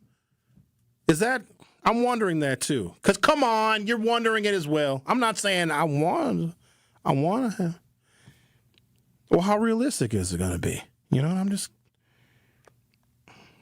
have to deal with real women. You can just program one too. So if 100 million jobs are going to be lost to artificial intelligence, have we ever thought about, who's going to be paying into Social Security? Well, in the meantime, let's make sure that we're not deporting all of our migrants because they're coming here and they're working and they're paying into a system that we're going to need to fund our current retirees. The Truth with Sherwin Hughes on 101.7 FM. We'll be right back. The Truth with Sherwin Hughes returns after this on 101.7 The Truth app, and 1017thetruth.com. The pulse of the Milwaukee Bucks, straight from a Bucks legend. Can't get it off. Marcus Johnson will, though. Can't leave him alone for a 12. Tap into Here District with Marcus Johnson on Bucks Plus. Marcus and his son Chris offer a weekly beat on Bucks basketball. Get your questions answered and hear from the biggest names in basketball. Find Here District with Marcus Johnson at bucks.com/plus on the Bucks app or wherever you get your podcasts. It's 101.7 The Truth. Dr. Ken Harris for Pella Windows and Doors of Wisconsin. Sometimes teams take a timeout to regroup and call the right play. When it comes to your home, Gina Della and her team at Pella Windows and Doors of Wisconsin always have the winning game plan. Check out the championship caliber play call this month. A whole house of beautiful, new, energy-efficient Pella windows for as low as $297 a month, and get this, 0% interest for up to 60 months. That's like running a drive that keeps moving the chains with no penalties and no interest. And I can tell you from my experience, Pella Windows actually stop the drafts. You'll stay comfortable no matter how cold it gets outside. Think about it. Energy savings, comfort, and a great monthly payment you can actually manage. That's why I trust Pella Windows and Doors of Wisconsin, and why this is the right time to make your move. Call today and schedule your free consultation at PellaWI.com. Certain restrictions apply. Ends 10/31 of 2025. Life's better with American Family Insurance because we know you love working weekends. If it means working on your dream home, both inside and out. And we're here to help protect those dreams so you can enjoy peace of mind. Save up to 40% when you bundle home and auto. American Family Insurance.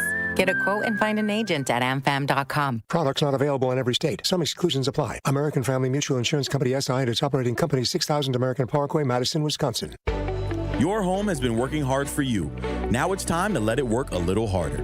With a home equity line of credit from Brewery Credit Union, you can turn the equity you've built into smart solutions. Pay off high-interest debt, remodel your kitchen, or take care of life's unexpected expenses with flexible access to funds when you need them. Apply today and put your home's value to work for you. Visit brewerycu.com or stop by Brewery Credit Union. Equal housing lender. Federally insured by NCUA.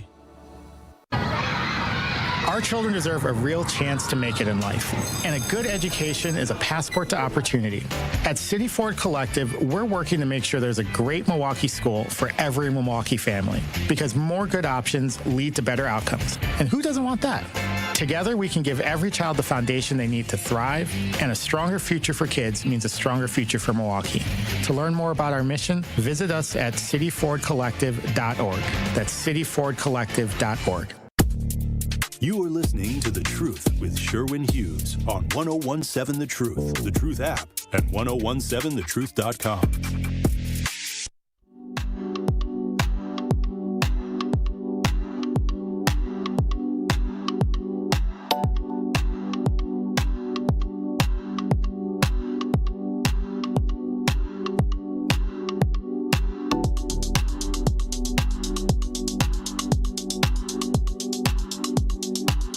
Far back as 2023, Trump proposed using large parcels of inexpensive land. Can I just pause right there for a second?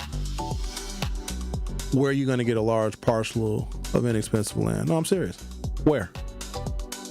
Where is there a large parcel anywhere in America that's not being used to grow food or for grazing livestock? So if you need large parcels of inexpensive land, I want you to think about a couple things we're going to need. So AI is a thing. I use it. Would you want me to not use it? That's like telling somebody because we're in the early days and stages of AI. So that's like telling somebody in 1998 not to use America Online. I used to love America Online. I was America and I was online. Remember the dial-up sound? That's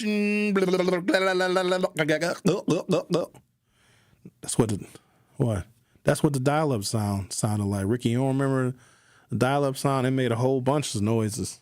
Like a gluck 3000. Gluck sound. You do that real good. You did it real good. We're not gonna digress. I don't make a gluck. No. Let me see. Let me hear your gluck. You just.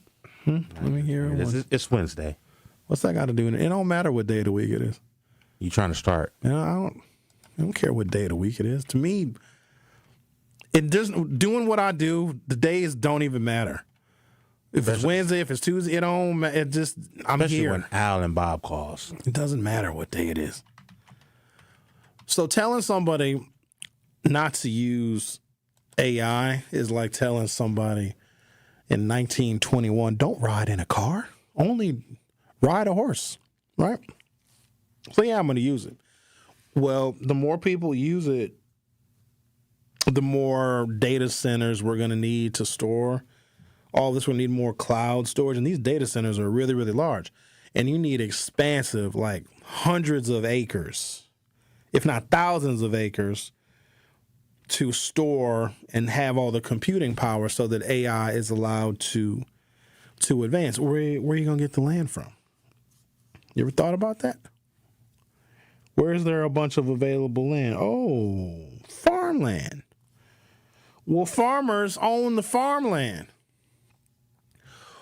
Okay, but we need it, and we need it now because data centers. Well, first we can go to people in a town and ask them if they want a gigantic data center in their town, and per people around the state of Wisconsin, where we do have large expanses of land. I don't know how cheap it is, but we do have large expanses of land, and the people are like, nah, we don't want it. So what'll happen is this, because we got to have the data centers because AI is coming, right?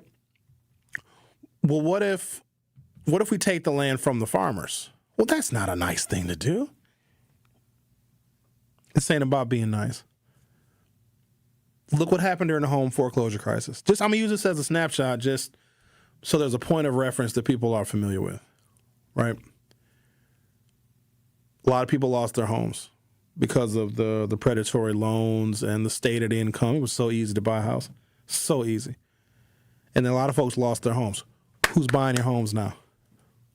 Hedge funds. Why do you think rent is going up? Either Barada or some corporation based out of Texas, California, Florida, New York, or Vermont owns your property, and they will adjust the rent as they see fit. Housing is now packaged and traded on the stock market. So when the home foreclosure crisis happened, they bought homes, these hedge funds, these companies, these corporations bought houses for pennies on the dollar. Because banks don't like holding on to property that's foreclosed on, because banks are awful landlords. Because banks now owe the city property taxes, right? So if a bank forecloses on your house because you don't pay your mortgage, I'm sure a lot of you know this, but I got to do a little refresher course here. The bank takes over your house. They owe the property taxes on the house, because here's what's crazy about that. If the bank doesn't pay the property taxes on the house that they now own and got in receivership, then the city can take the damn house from the bank. And the city is a worse landlord than the bank is, right?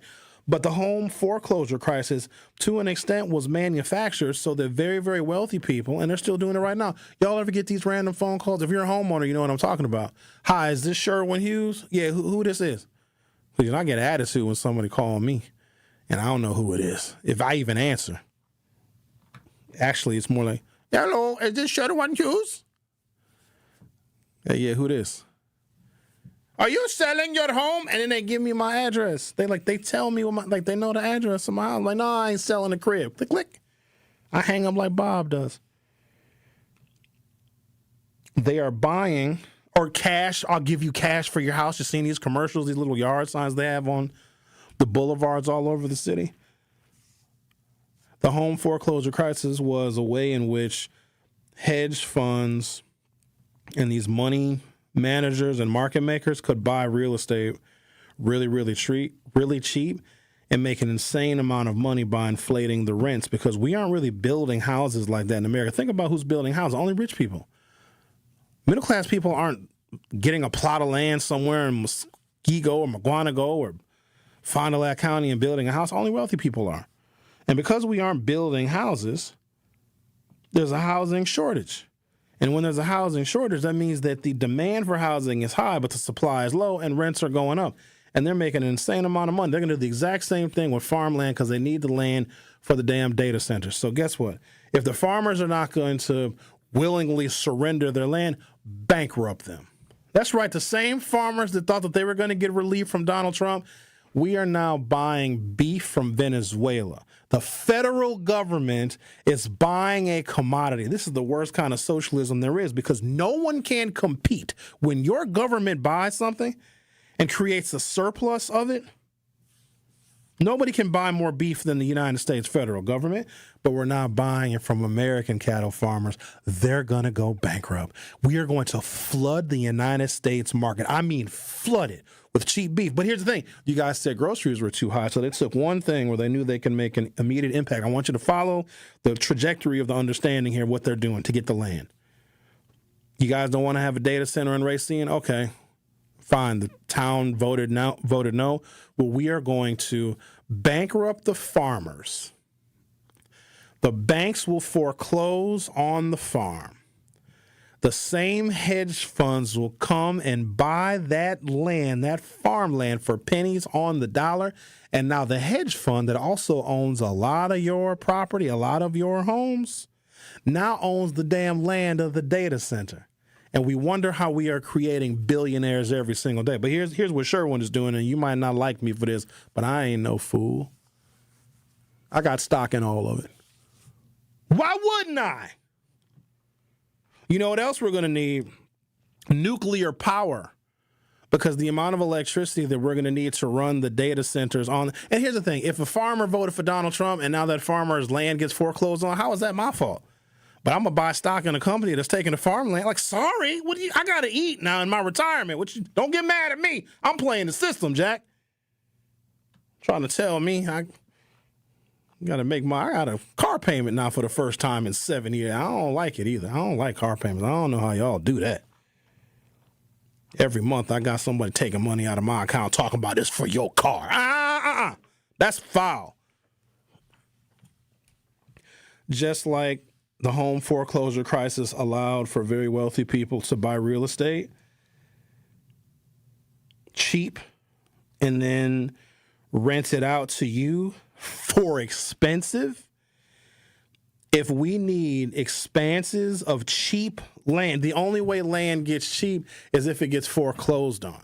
And if there's something, a commodity being grown on that, well, then guess what? Well, then we'll just buy our corn, our soybeans from somebody else. We'll use the American government under Donald Trump to buy our commodities from somewhere else and lower the prices to where American farmers can no longer compete. So when they put I'm using corn and soybeans as an example. There's probably a whole bunch of other commodities I can use, but these are top of mind right now.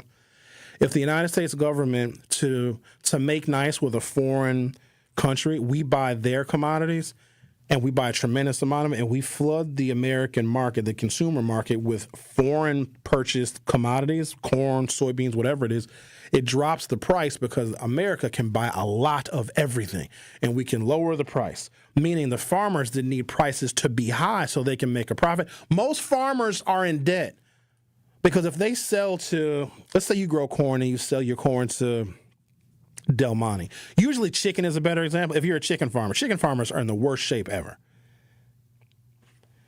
A chicken farmer might have a contract with Tyson because Tyson packages the chickens, okay?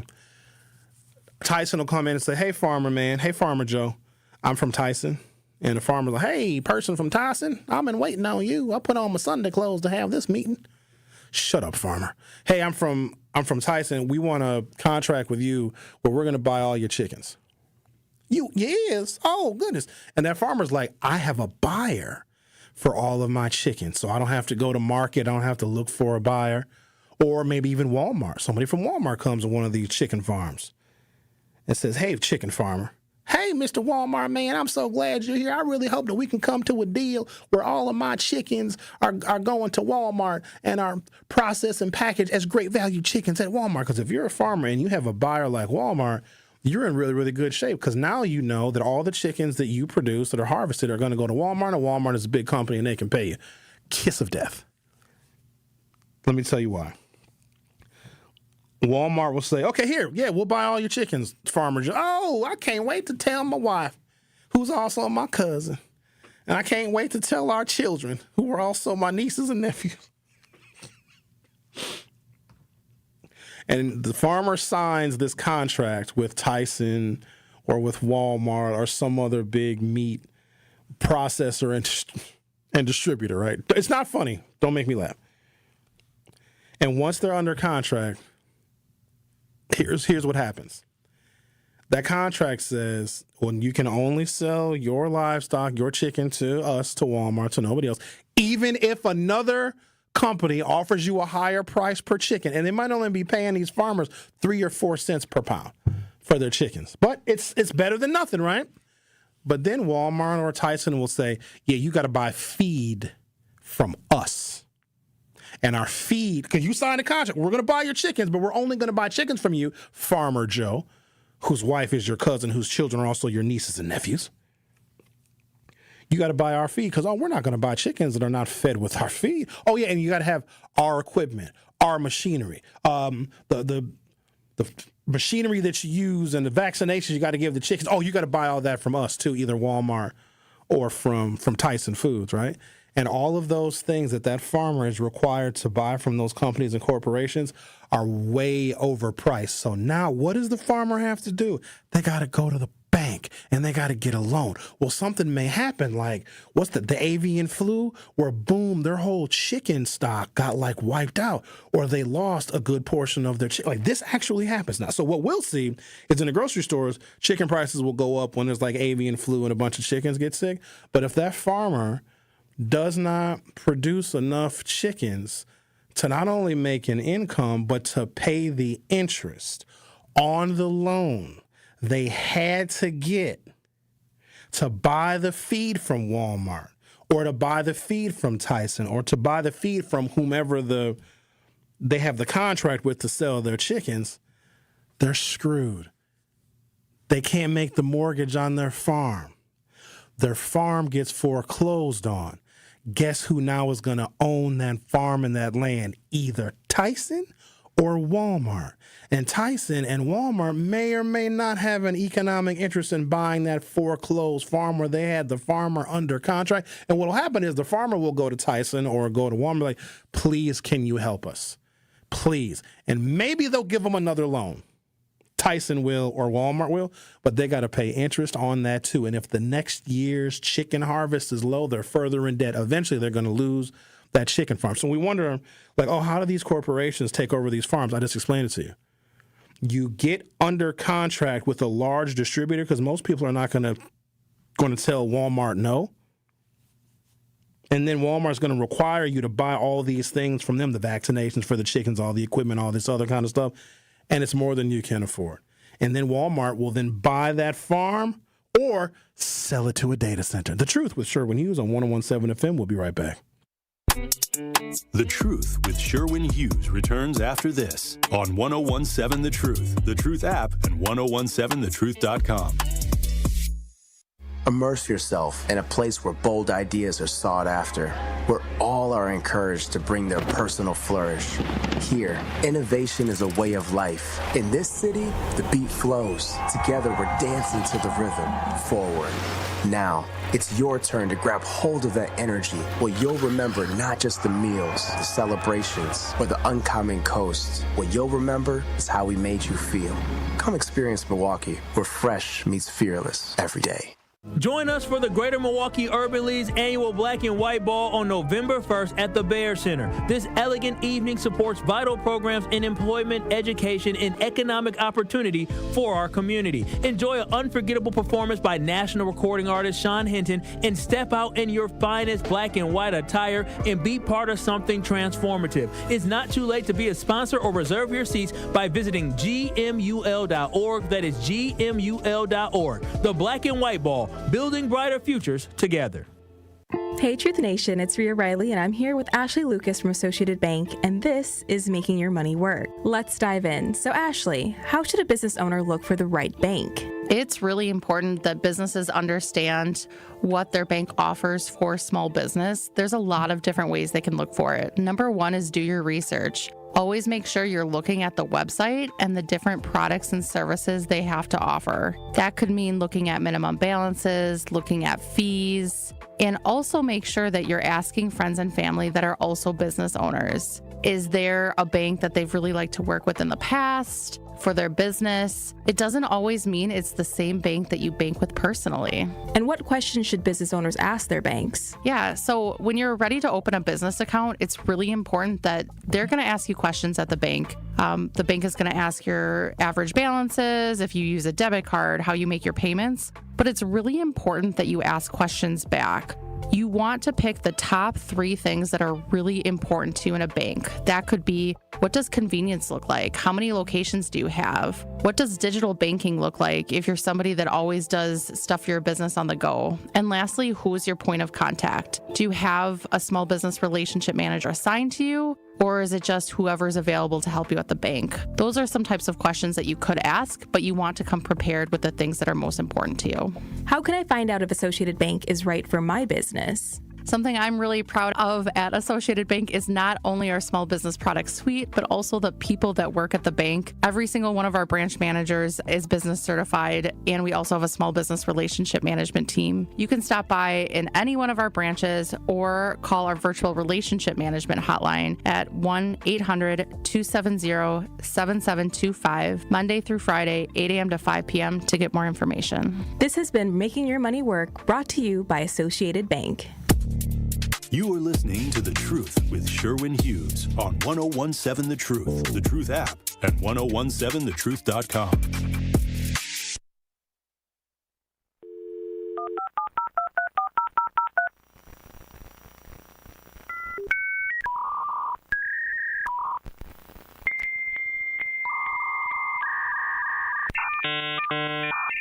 Remember that sound?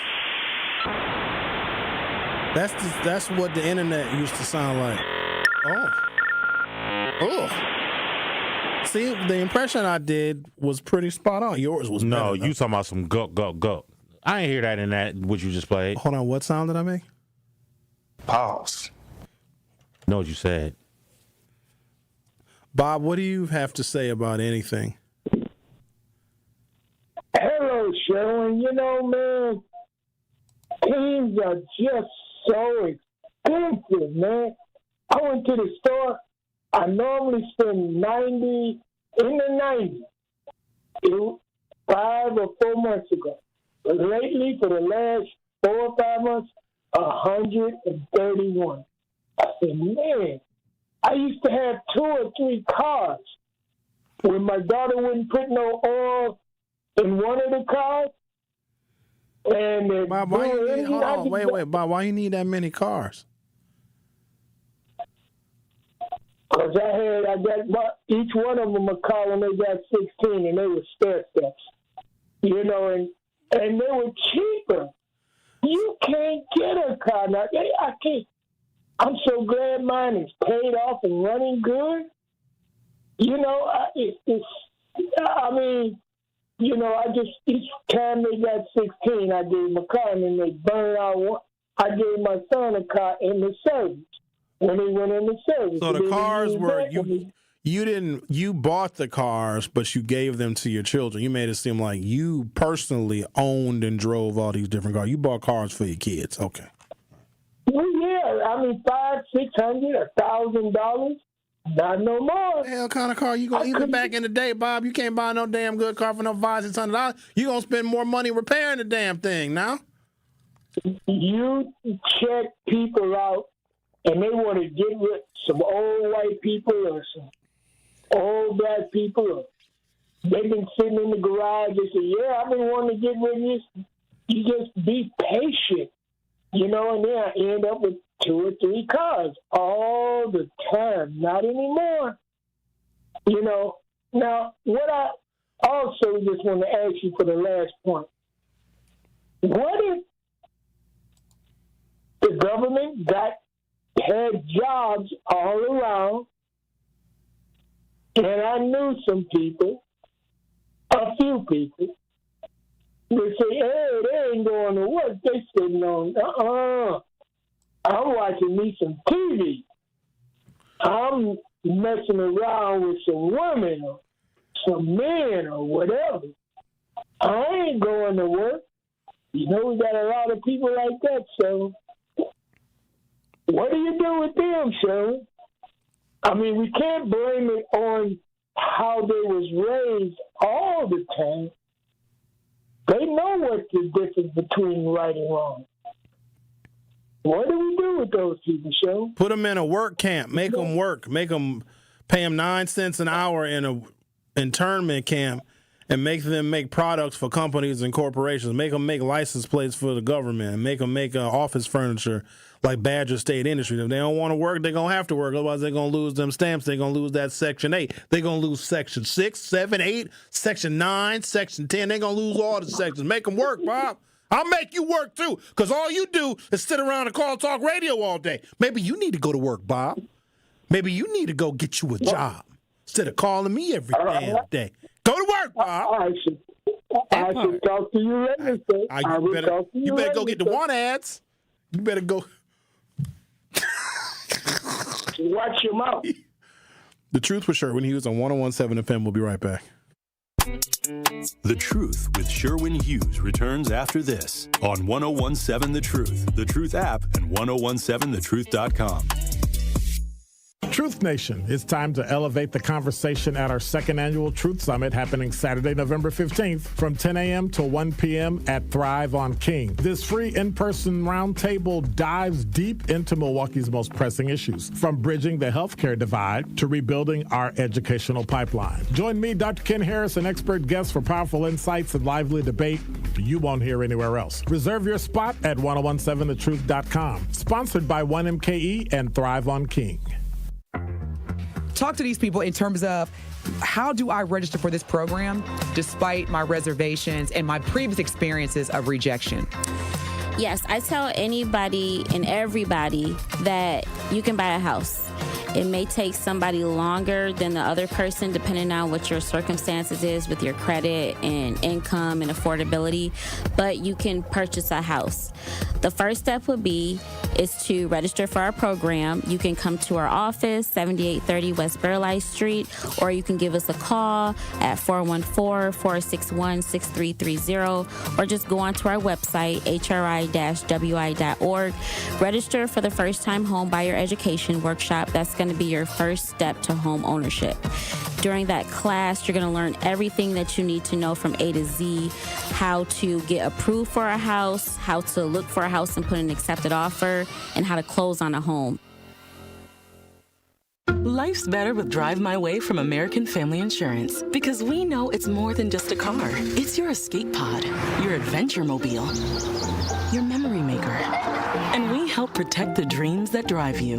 Personalize what you pay for auto insurance and you could save between 5 and 20%. American Family Insurance. Get a quote and find an agent at amfam.com. Products not available in every state. Unsafe driving behaviors may increase your rate. Visit amfam.com to learn more. American Family Mutual Insurance Company SI and its operating company, 6000 American Parkway, Madison, Wisconsin. Hi, I'm Brittany Miller from Big Frog Custom T-Shirts and more. Custom T-shirts, sweatshirts, jackets, hats, you name it. We can do it. Big Frog Custom T-Shirts and more is family owned and all about celebrating life's big moments. Maybe it's a milestone birthday, a celebration for your child's first goal, or that work fundraising event. We are everyone's printer. No minimum orders, affordable designs, and help straight from me and our team. We're the one-stop shop for all your custom needs. Start your project today at bigfrog.com/Mequon.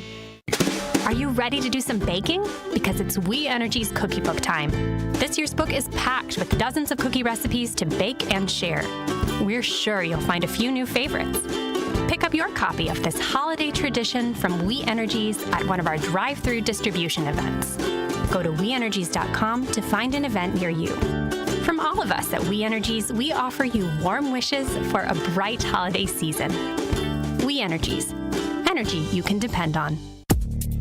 You are listening to The Truth with Sherwin Hughes on 1017 The Truth, The Truth app, and 1017thetruth.com.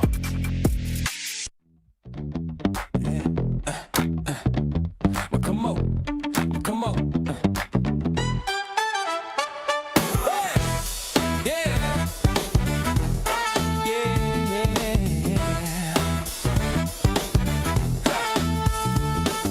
Lisa walks in with a hungry glare.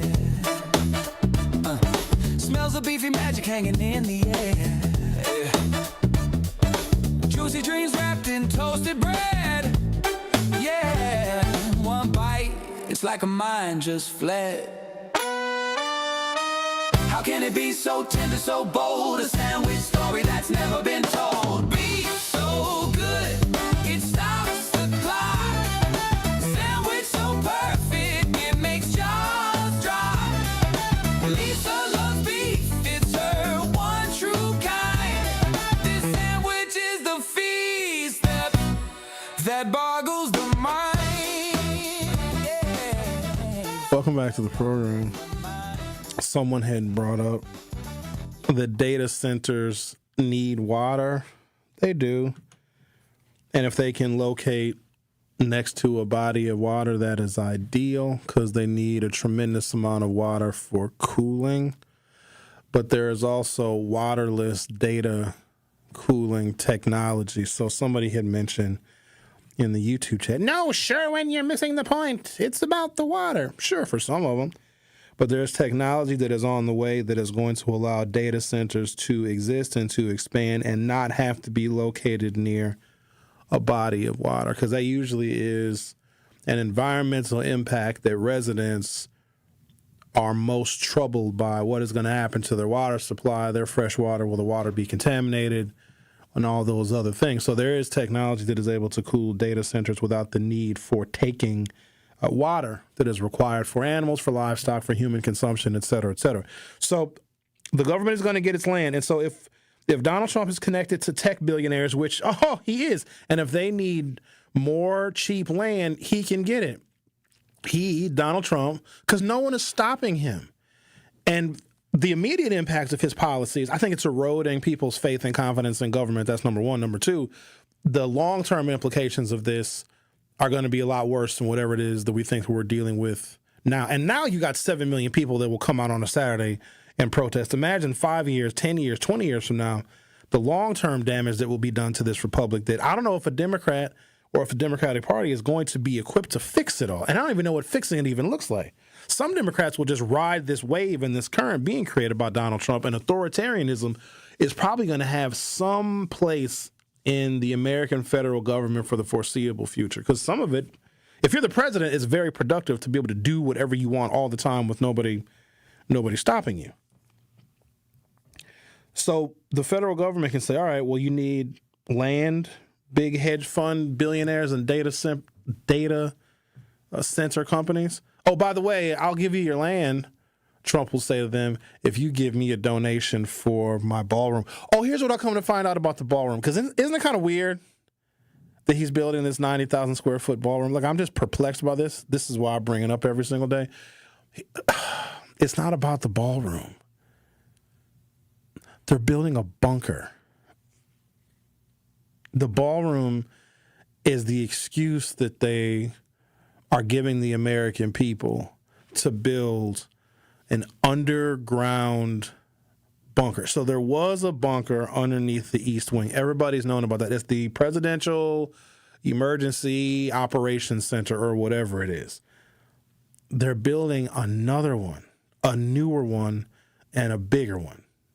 I cannot predict what this president has planned for the future. I don't know what he has planned for this afternoon.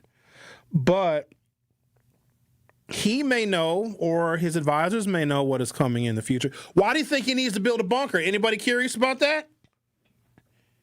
Has nothing to do with the ballroom, because I also thought it was really peculiar that you're building a ballroom and you're technically termed out. Like, the ballroom won't be done until 2029. And you can't run for president again. It's not like J.D. Vance and other potential Republican hopefuls are like, hey, Mr. President, while you're here, can you build us a ballroom in case we win so we can have grand parties? No, they're building a bunker. Why do you think he'll need a larger bunker than the one that already existed? Because where the East Wing was, underneath it was the Presidential Emergency Operations Center. In case there was war, that's where the president gets evacuated to, where he can still run the country and be safe. Did you know that when there's a threat of nuclear war, the first people that they send into Washington, D.C. is the Army Corps of Engineers? Did you guys know that? So let's say, I don't want there to be a nuclear war because it's this girl I've been trying to sleep with since high school.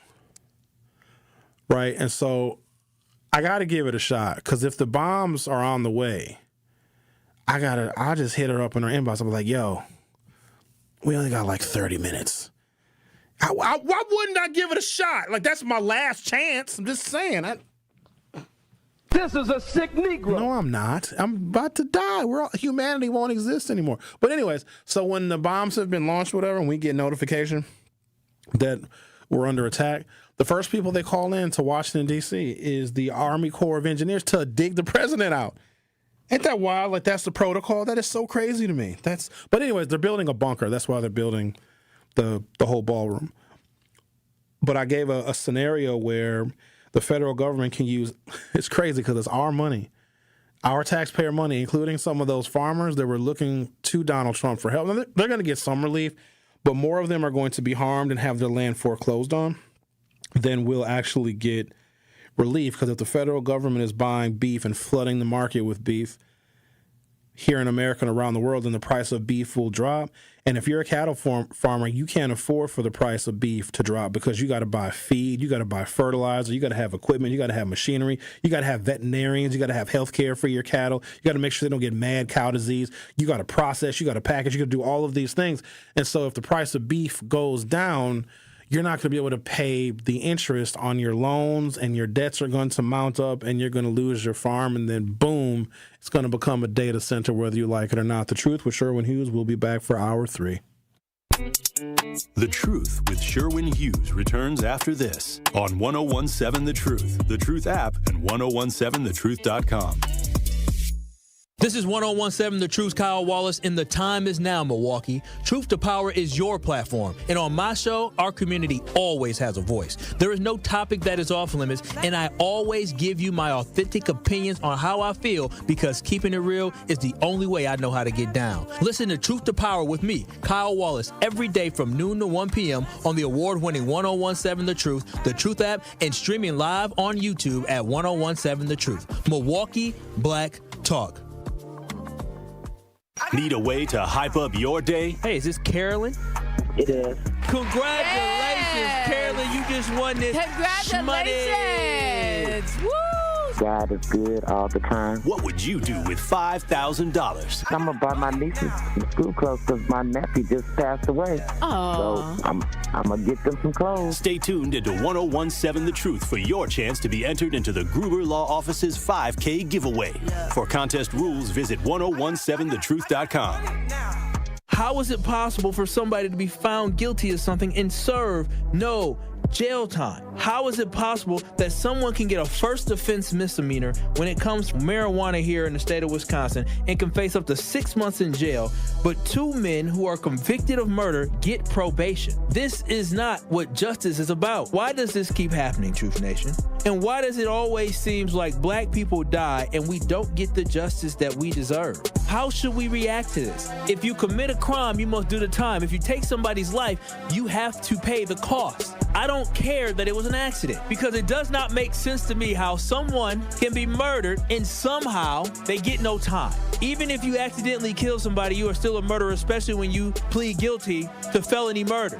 Marijuana will get you more time in jail than killing somebody, especially when it comes to a black man here in America, unfortunately. Catch Truth to Power with Kyle Wallace every weekday from noon to 1 p.m. on 1017 The Truth and The Truth app. Metastatic breast cancer, or stage 4 breast cancer, happens when cancer spreads beyond the breast to other parts of the body. About 168,000 women are living with it today, with Black women at a higher risk due to various factors. Research has led to treatments that help manage the disease and improve quality of life. The Everyday Counts study explores how nutrition and exercise coaching can support women with metastatic breast cancer. To learn more about the Everyday Counts study in Milwaukee, call 414-955-8819 or email edc@mcw.edu. If you or someone you know has stage 4 breast cancer, please encourage them to call and enroll in this valuable study. Again, call 414-955-8819 or email edc@mcw.edu. We are the home of Milwaukee Black Talk. 1017 FM, 1510 AM WGKB Waukesha, and W269DL Milwaukee, a locally owned Good Karma brand station. You are listening to The Truth with Sherwin Hughes on 1017 The Truth app, and 1017thetruth.com. Yeah. Let's go back. Yeah. You see, don't compare. Yeah. I see you hyping up Chi-Town skies, but Milwaukee's got the real prize. We got the lake that sparkles bright, no smoggy haze, just clean sunlight. Dish now, we got cheese so bold, curds so fresh, they're pure gold. Our brews hit harder, that's no lie. Try to top us, you can't, don't try. Milwaukee's got the sauce. Oh yeah, better food, better flair. We declare nicer people, sexy and rare. Chi-Town, take a seat, don't compare. Yeah, you brag, see us tired, we laugh, we cheer.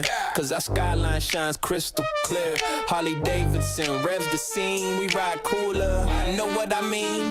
River walks lit, boats are. This song is actually really good. Welcome to Hour 3 of The Truth with Sherwin Hughes. I wonder how much water I used to make this AI song. I'll probably... Oh, Zach, are you making it rain in the producer studio? What are you making it rain with? Note paper? Okay, that's pretty awesome that you're doing that. Americans say politically motivated violence is increasing, and they see many reasons why. I want to touch on this for a moment because there are now pretty close to equal shares of Democrats and Republicans that see political violence as a problem, and its threat is very real. And it's not just one side or the other. However, when you ask me who the most politically violent people are, it has always been those who are much more likely to side with white nationalism, because I can look at different epochs of American history. Do you have any evidence of black people hanging white people? Like, we'll hang their clothes to dry while we're doing their laundry, but we're not hanging them by their necks. Do we have any history of, I'm using real specific examples because I know some of y'all are going to bring up an example of, oh, a black guy killed a white person in this incident. No. I mean, where sanctioned by the government, meaning sometimes the white people didn't get in trouble, they didn't go to jail, where black people were harmed for, walking. Are there any incidences of black police department? This is a real question. Saying, hey, there's a bunch of whites out there. Let's get some fire trucks and some hoses and let's hose them down. It's a bunch of... What do white people even march for? Well, the No Kings protest was mostly white. You ever see a black police chief? Did Jeffrey Norman say, hey, let's hose them down? Let's get Aaron Lipsky out there. Let's get the fire chief. Oh, they're having a No Kings protest. Do you guys have any evidence of white people exercise? It's got to be specific now. It's got to be apples to apples. Where white people were out there in the streets protesting and marching because, they were exercising their First Amendment. And black law enforcement sent their black officers out there to whoop that white ass. Any incidents of that? Any incidents of black fire chiefs going and getting their fire engines and hosing down white protesters? No. So when I look at political violence, those are the scenarios that don't happen. The scenarios that happen are, black people are marching across the Edmund Pettus Bridge so they can go and register to vote, and they get beat up and killed and shot, right? So we as black people don't have that in our history. So when I think of political violence, it is usually white supremacy and white nationalism preventing black people from being Americans. So when you look at things in that context, and we talk a lot of mess about America, but we still love it here. We ain't going nowhere. At least I'm not. I have a feeling I would like Vancouver. I think I would like Montreal, but that's still North America. But all the things that have been done to us it's been violent. And the Klan, the KKK, the Ku Klux Klan, is a politically violent organization. They started as a terrorist group to prevent black people and scare black people from registering and voting. So when I think about political violence, that is what comes to mind. Some of you, the more conservative folks, when you think about political violence, you think about Antifa. When I hear Antifa, I mean people that killed Adolf Hitler. Sometimes I like to watch Inglourious Basterds, fantastic Quentin Tarantino movie. Wonderful. Sometimes I watch it because I like to see Nazis burn in a movie theater. What? Oh, Sherwin, that's inhumane. Is it? Look what the Nazis did. Watching them burn in a Quentin Tarantino movie is very entertaining. Political violence has been used to intimidate minorities. If bad policy, and I would say that Jim Crow is bad policy, not allowing black people to move about freely in a society that they pay for and that they help shape, mold, and physically build, not allowing us access to all of the facilities. I think that in and of itself is a form of violence, but it's recognized in policy. And you know what came out of that? Black respectability politics, that even though this violence was inflicted on us, and I say it was violent because there were laws in place 60 years ago in certain parts of the country where if you use this restroom or if you got a drink of water because you were thirsty in this water fountain, because what if the blacks' only water fountain wasn't working? Nobody was in a hurry to fix it. And what if the whites' only water fountain was the only one working and you just wanted a drink of water because you're dehydrated? You go to jail for that. And if you went to jail in Jim Crow South, there's a 50-50 shot you even make it out of jail. So the policy itself is violent. So what it created is a kind of respectability politics amongst black people. So where we didn't complain, we go along to get along, and we followed rules and order prescribed by people that thought that we were less than human. I want you to really internalize that. Just for a moment if you can. Some of you don't have that ability. That you have to act in a way that won't get you locked up or killed in a system, in a society, in a city where the rules were created by people that hate you. Like you get onto the bus to get to work or to church or wherever you're going, and because you're black, you have to get up. If there are no other seats left and a white person wants to sit down, you now have to stand, but you pay the same fare as everybody else. Or you have to go sit in the back of the bus because we don't want you near the front. And you paid the same fare as everybody else. Do you see how horrible that is? And what that does is it over time, it conditioned black people to just accept it. And it told black parents, they taught their children to just go along with it. Don't be a rabble-rouser because they'll kill you.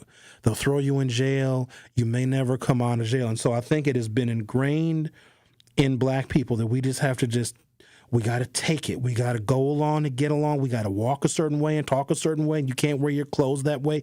And you got to just be respectable. You know what I say now? Screw you. Screw that. Screw you. I'm not respectable no more. My behavior no longer needs to be modified in order to appease white people that don't like me. But that, I think, is what it created. I think there's less of that now. Because when black people, we want to be our real selves and our authentic selves, we're always chastised and told that we're not going to make it in civilized society. Screw that! Making someone adhere to a standard of behavior created by someone that doesn't like you, created by white nationalists and white supremacists. This is the institutional and structural racism that we talk about. Black people, here's how you need to act, because when you are your creative selves, we hate you and we're jealous of you. So here's how you have to act or we will punish you. Black children, here's how you have to act in school or we will expel you. It's that level of respectability politics that I think that we need to do away from. Now, here's the thing, black folks. Don't just be your true and authentic selves all the time. Sometimes you got to walk in spaces where you can intimidate the whites because they freak out. They get scared real easy. So you got to be careful. But also, they need to know that when we do choose to exercise respectability politics, we're manipulating you with it. So just an FYI. But I think that entire system that I just described is violent. When you are telling people you can't be who you are, white folks can do whatever they want. They can do whatever they want. They have, and nobody cares, right? Here's an example. Gotta have an example. White people wear jeans to church. What? Why are you dressing like that to church? They wear dirty T-shirts. It'll be a Sunday morning, and I'll say, hey, whites, where are you going? Going to Mass. Where are you going? I don't know. I'm going to the store. Oh, you want to come to Mass with us? Not dressed like that. I don't want to. But they can do whatever they want because their behavior is not judged as some kind of a threat, even though a lot of their behavior is quite threatening. So it's that respectability politics that we as black people still exercise. Let me give you another example of that. I got a million of them. Some years ago, there was an outburst at a very popular downtown eatery called Elsa's. I believe JD the Poet has a poem about Elsa's. JD, could you ever recite that poem, a clean version of it? Because I like it, but you say a lot of dirty words in it. I like that poem. It's in there's a video of him in the Hughes Views Facebook group reciting the unedited version of that poem about a woman he's glad he didn't marry. It's a good poem. So there was an incident that happened at Elsa's a little more than 10 years ago where some very rude and racial things were said to two African-American diners. Now, it's a personal story for me because I went to high school with both of those black women who were berated by the owner of Elsa's girlfriend. And there was a big argument in our community. We should not go to Elsa's anymore. We should boycott Elsa's because if the owner's girlfriend said such negative things about black women, why are black people spending their money in a restaurant that clearly does not respect or value black women and black dollars, whatever. And people would say, oh, Sherwin, we go to Elsa's because the chicken wings are good. Here's one thing I'm going to say about Milwaukee, and I do have a tremendous amount of pride in this city, and maybe it's Stockholm Syndrome. I don't know what it is, but do you know how many places you can get good chicken wings in this city? There's very delicious chicken wings all over the place. But people say, oh, no, Sherwin, we like going to Elsa's because of the chicken wing. You can get chicken wings all over the place, but whatever. So there was a contingent of black folks that said, I'll never go to Elsa's ever again, and they didn't go.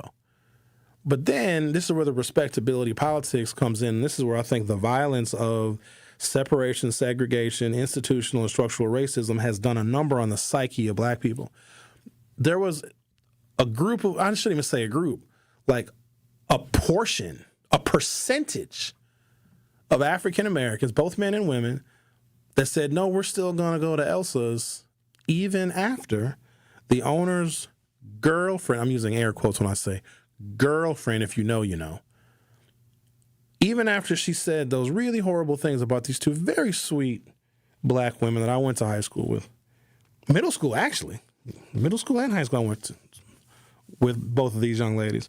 There's some black people like, no, we're still going to go back. And not only are we going to go back, because I was on the air at WNOV at the time, and we had a whole week's worth of conversations about the incident that took place in Elsa's August of 2012. And they said, we're going to go back, Sherwin, and we're going to show those people at Elsa's that black people are nice and we know how to act and we know how to behave and we're not loud and we're not belligerent and we're going to tip extra. We're going to go and tip extra. We're going to show those white people that we are not like those N-words that were, and granted, the two young ladies that were in there, they were sisters. Now, you know how sisters get when they get full of them lemon drop martinis? They was doing what people do when you get full of them lemon drop martini. They was having a good time and talking and maybe getting a little loud, but that's what Elsa's is sometimes, you see. They weren't the only ones. And because they were enjoying themselves and spending money, the owner's girlfriend, there go the air quotes again around girlfriend, called them all sorts of things and said, this is why black men don't like you. Oh, it was really, really bad. But the respectability politics that came from a large contingent, I'm going to say. Because if it's more than 3 people, to me, it's a large contingent of black folks that said, I'm still going to go to Elsa's and I'm going to show them that black people know how to act. That has stuck with me for all 13 years. That we still are trying to adhere to or succumb to a behavior that makes white people feel comfortable. That, to me, is violent. I'm going to take a break, come back. We're going to talk to Al, and then I'm going to give you this information from the Pew Research Center about the rise of political violence, and then also can think of a scenario where what if people get very angry and they start stealing and committing crimes because they can't feed themselves and feed their children because their SNAP benefits are on pause. And let's say they can't get to a food bank or they can't get to a food distribution center, and what if they commit a crime, any crime, because they can't feed themselves? To me, that's political violence too. And it would be justified. Just like political violence was the American Revolution that formed this nation, I would say that in some cases, when people are pushed too far and so far by bad policies, and you could say that the white folks and the colonists were pushed too far and they were oppressed by the English and they instituted actions of political violence that led to a revolution. But look what came out of the revolution. Yay, the beautiful, perfect United States of America. And if bad policies, if the Republicans don't agree that we need to maintain health care subsidies, and the Democrats said we got to have the health care subsidies and the government gets shut down, and then people are unable to eat because SNAP benefits are not being doled out, and people commit a crime because they can't eat, that's political violence too. Because if I'm hungry, well, you know what Ricky said he would do? Ricky said he would eat me if his food ran out. I would definitely eat you. Nobody is asking you to confirm the fact. Yeah, you know what? Here, you want to start with these nuts. Your breast too, with a thigh. No, eat these nuts. I'm gonna eat them too. I know. Take a breast and a thigh too, and a little bit of that ass. No pause. The Truth with Sherwin Hughes will be right back. The Truth with Sherwin Hughes returns after this on 1017 The Truth, The Truth app, and 1017thetruth.com. Milwaukee, the time is almost here. We've been entering Truth fans into the Gruber Law Office's 5K giveaway for the past 3 months. And on Friday, October 31st, we finally pick our next Gruber Law Office's One Call That's All $5,000 giveaway winner. Be sure to tune in to The Truth in the Morning on Halloween so you don't miss your call, because if you do, we will go down to the next caller until we find our $5,000 winner. There's nothing spooky about the 5K giveaway. Milwaukee Black Talk, 1017 The Truth. Contract-ready businesses, opportunity seekers, partnership builders, deal closers. Marketplace Wisconsin, the Governor's Conference on Diverse Business Development, is focused on you. This event puts small businesses like yours in the room with buyers, partners, and mentors who can open doors to bigger opportunities. Join us online December 9th and in person December 10th and 11th at Baird Center in downtown Milwaukee. Whether you're a construction company looking for contracts or a service provider ready to grow, Marketplace Wisconsin is for you. Meet one-on-one with government reps, corporate buyers, and resource providers. Small businesses like yours keep Wisconsin moving forward. Wisconsin Economic Development Corporation is here to propel your growth. So join them for Marketplace Wisconsin, the Governor's Conference on Diverse Business Development, December 10th and 11th. Register today at marketplacewisconsin.com. That's marketplacewisconsin.com. Presented by WEDC. Let's look forward together. Ready to buy your first house, move into your forever home, or simply refinance? At Associated Bank, they've got you. With the right lending plan and guidance, you can achieve your dreams. Your financial goals are much closer than you think, and Associated Bank is excited to help you reach them. Learn more at associatedbank.com/lending or ask a banker for details. Subject to credit approval. Member FDIC. Equal housing lender.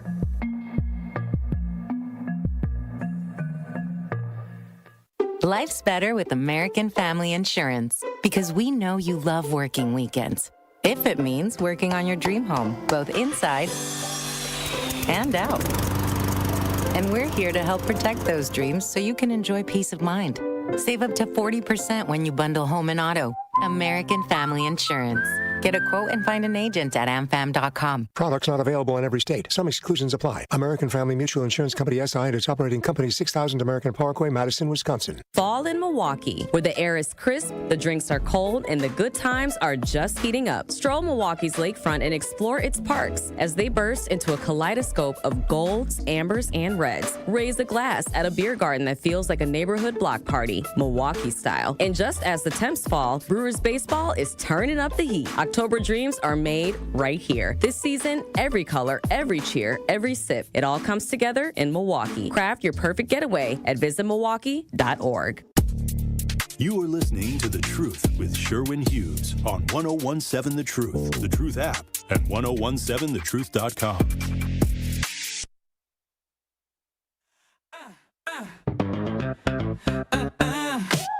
My stomach growls like a lion's roar. The break room's empty, not a crumb in store. I see you typing, minding your biz, but you're looking like a 5-star dish. I don't mean to stare, but you're meeting. Is this about me? My hunger's wild and I just don't care. Snack attack, I'm eyeing your back. You're the only thing keeping me on track. Eyeing your back is crazy. I'm losing my tact. You're looking like a snack. That's a fact. Oh, this is perfect. Al, if you were really hungry, would you eat another person to survive? Hell no. I don't eat people. Hell no. Right. Now I have been ate before, but no. Mm-mm. No. Mm-mm. What I wanted to say, is a sick Negro. By the way. Yeah, y'all say that too, but y'all be eating too. And let's not forget about concentration camps by mouth, death on sight, no oxygen. So let's not act brand new. First thing I want to say about political violence, that political violence is in their bloodline, and that comes from England. And the reason why the political violence is starting to happen so much, because they've been always wanting to do it. Think about it. They have ties to bestiality in Oakland, California, where the Great Dane and the pug got to wear a diaper, to the mother and father running a gangbang on their son, to cannibalism here in Milwaukee. Let's not forget about the incest. Mama, sister, auntie, looking at your child as flesh. And let's not forget, a lot of these people are raised to be snakes and pathological liars.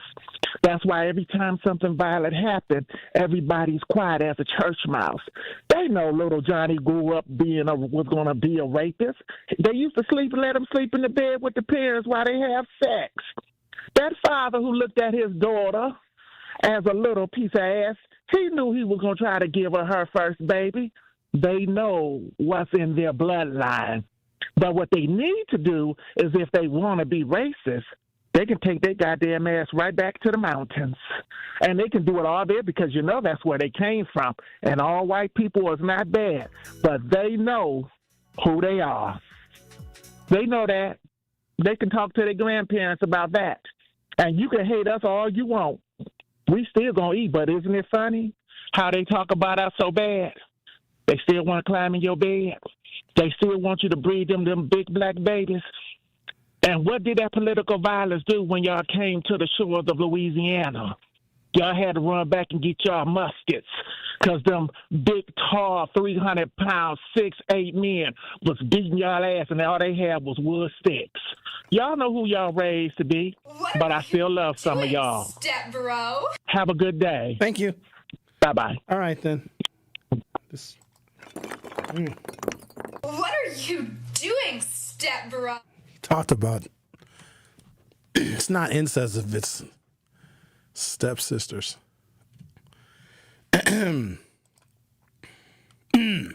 Americans say politically motivated violence is increasing, and they see many reasons why. Across the country and across the political spectrum, Americans see politically motivated violence is on the rise in the United States of America. But there is much less public consensus about the reasons for politically motivated violence in recent years, and there are wide partisan gaps over how much of a problem they think extremism from the left or right is for the country.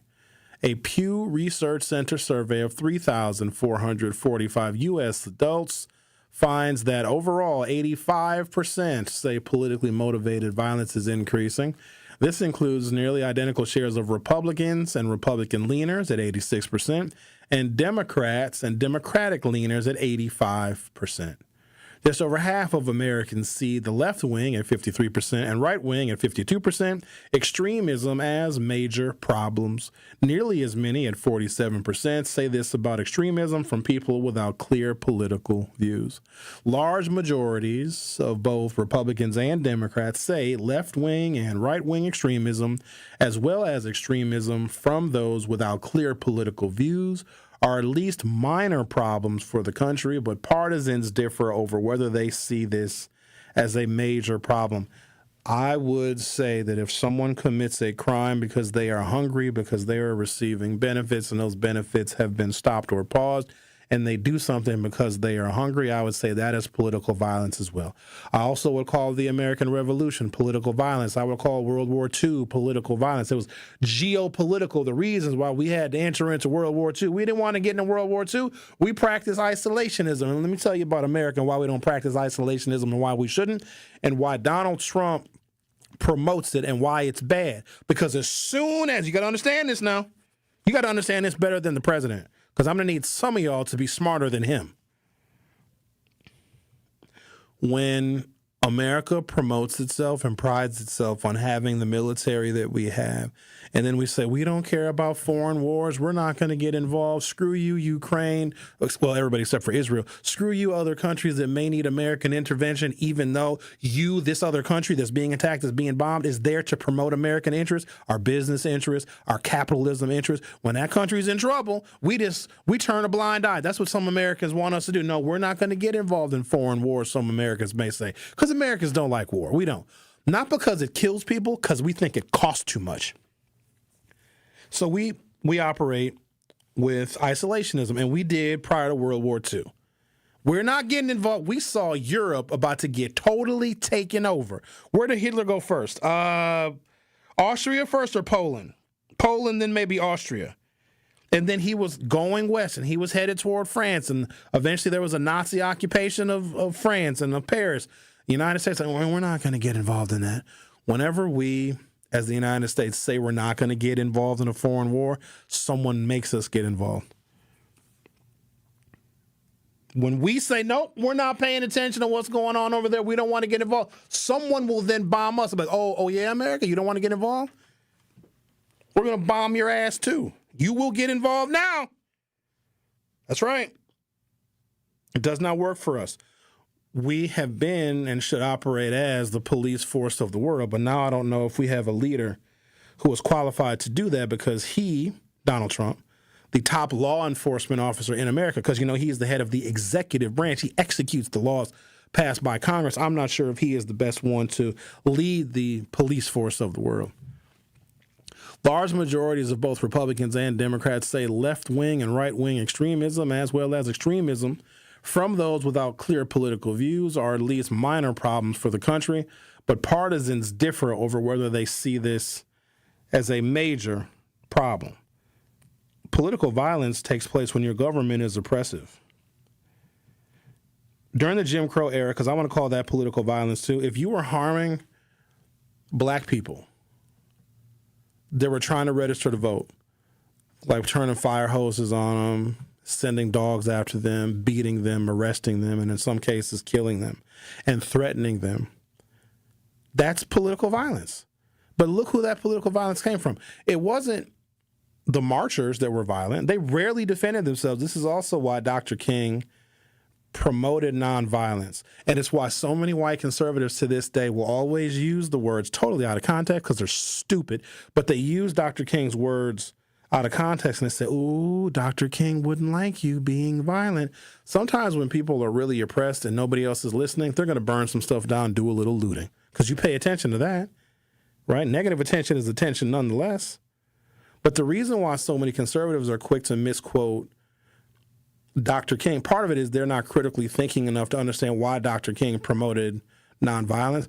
Dr. King promoted nonviolence to show that the violence was one way. It was coming from them, harming innocent black people who were just trying to vote in a damn election.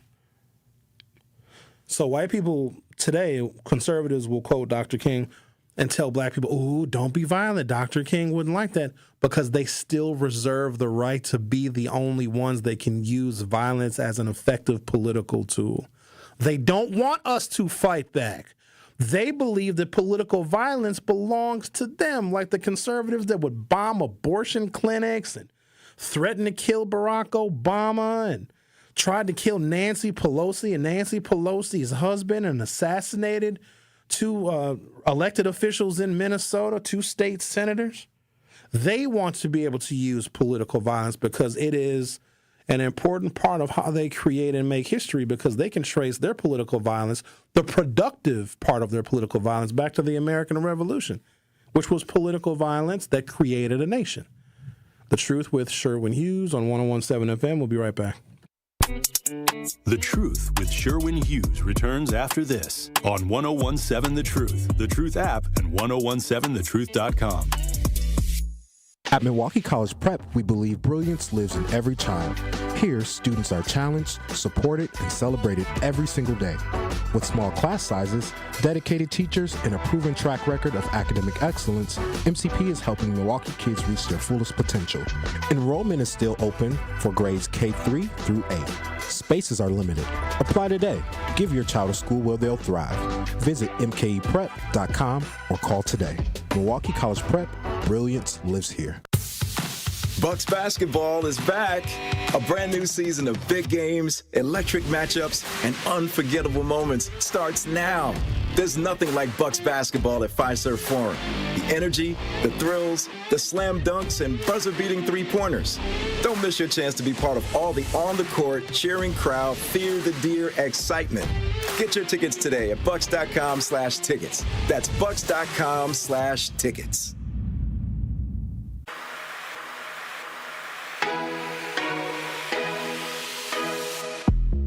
It's time for Truth Takes, a thought-provoking commentary on the award-winning 101.7 The Truth. Here is Dr. Ken Harris with his truth. Juneteenth signifies the occasion in 1865 when the final enslaved blacks in Texas were notified of their liberation 2.5 years subsequent to the Emancipation Proclamation. The moment when 100% of victims of slavery finally recognized their liberation indicated the principles of the U.S. Constitution came to be universally applicable. This represents a success for Black Americans and a subsequent and significant point in American history, highlighting the nation's alleged dedication to liberty and justice for all. The recent verdict in the murder of Sade Robinson serves as a reminder of the enduring evils and oppression we still face. Despite independence, numerous blacks still encounter exploitation, and they are masquerading as freedom. Commemorating Juneteenth compels us all to acknowledge these realities and compel the nation's past and promote a truthful national narrative. Juneteenth, along with the murder conviction of the disgusting individual who killed Miss Robinson, serves not merely as a celebration, but also as a summons to action. Remember this history in your daily discussions and interactions. If Juneteenth caused the conflation of liberty and justice for Black America, I say one death represented by the murder of Miss Robinson is a denial of liberty and an injustice to all of Black America. This has been Truth Takes on the award-winning 1017 The Truth. Listen to The Truth in the Afternoon with Dr. Ken Harris, weekdays from 4 p.m. to 6 p.m.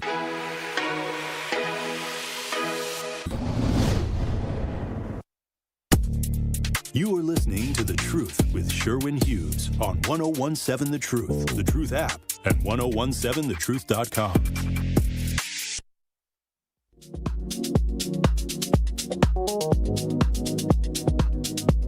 Get 4 lines for $90 a month and 4 of the latest phones for free. No trade-in or hidden requirements. U.S. Cellular, built for us. Terms apply. Visit uscellular.com for details. I need a new cell phone, actually. But I'm scared to get a new cell phone. Let me tell you why. Hey, you had that cell phone, didn't you say it's for like the last 10 or 12 years? No, not that long, man. How long you had it for? 2017 or 2018. But it still works. Like yeah, 7 years. So it's even got a little crack in the screen. I've dropped this phone once a month for the last, how many years is that? 8 years? It still works real good, but I'm worried that, because I got a lot of apps on this phone, as you can imagine, and I don't know the password for a lot of these apps. It's either connected to my fingerprint or the passwords are automatically saved. So if I get a new phone, do all my passwords transfer? Because if they do not, I'm screwed. I'll be locked out of my whole life if that's the case. I actually, let me see, song title. I want to make another song. Let me see. Because I like that Snack Attack song. There's 2 versions of it, actually. Still talking about political violence, though, so I got to get back to that conversation before the show is over.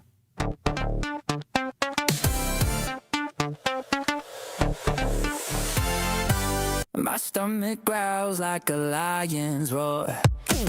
The break room's empty, not a crumb in store. I see you typing, minding your biz, but you're looking like a 5-star dish. I don't mean to stare, but you're medium rare. My hunger's wild and I just don't care. He sounds like the dude from, kind of like Justin Timberlake a little bit. But then also, hey, do that. And also kind of like the guy from Maroon 5.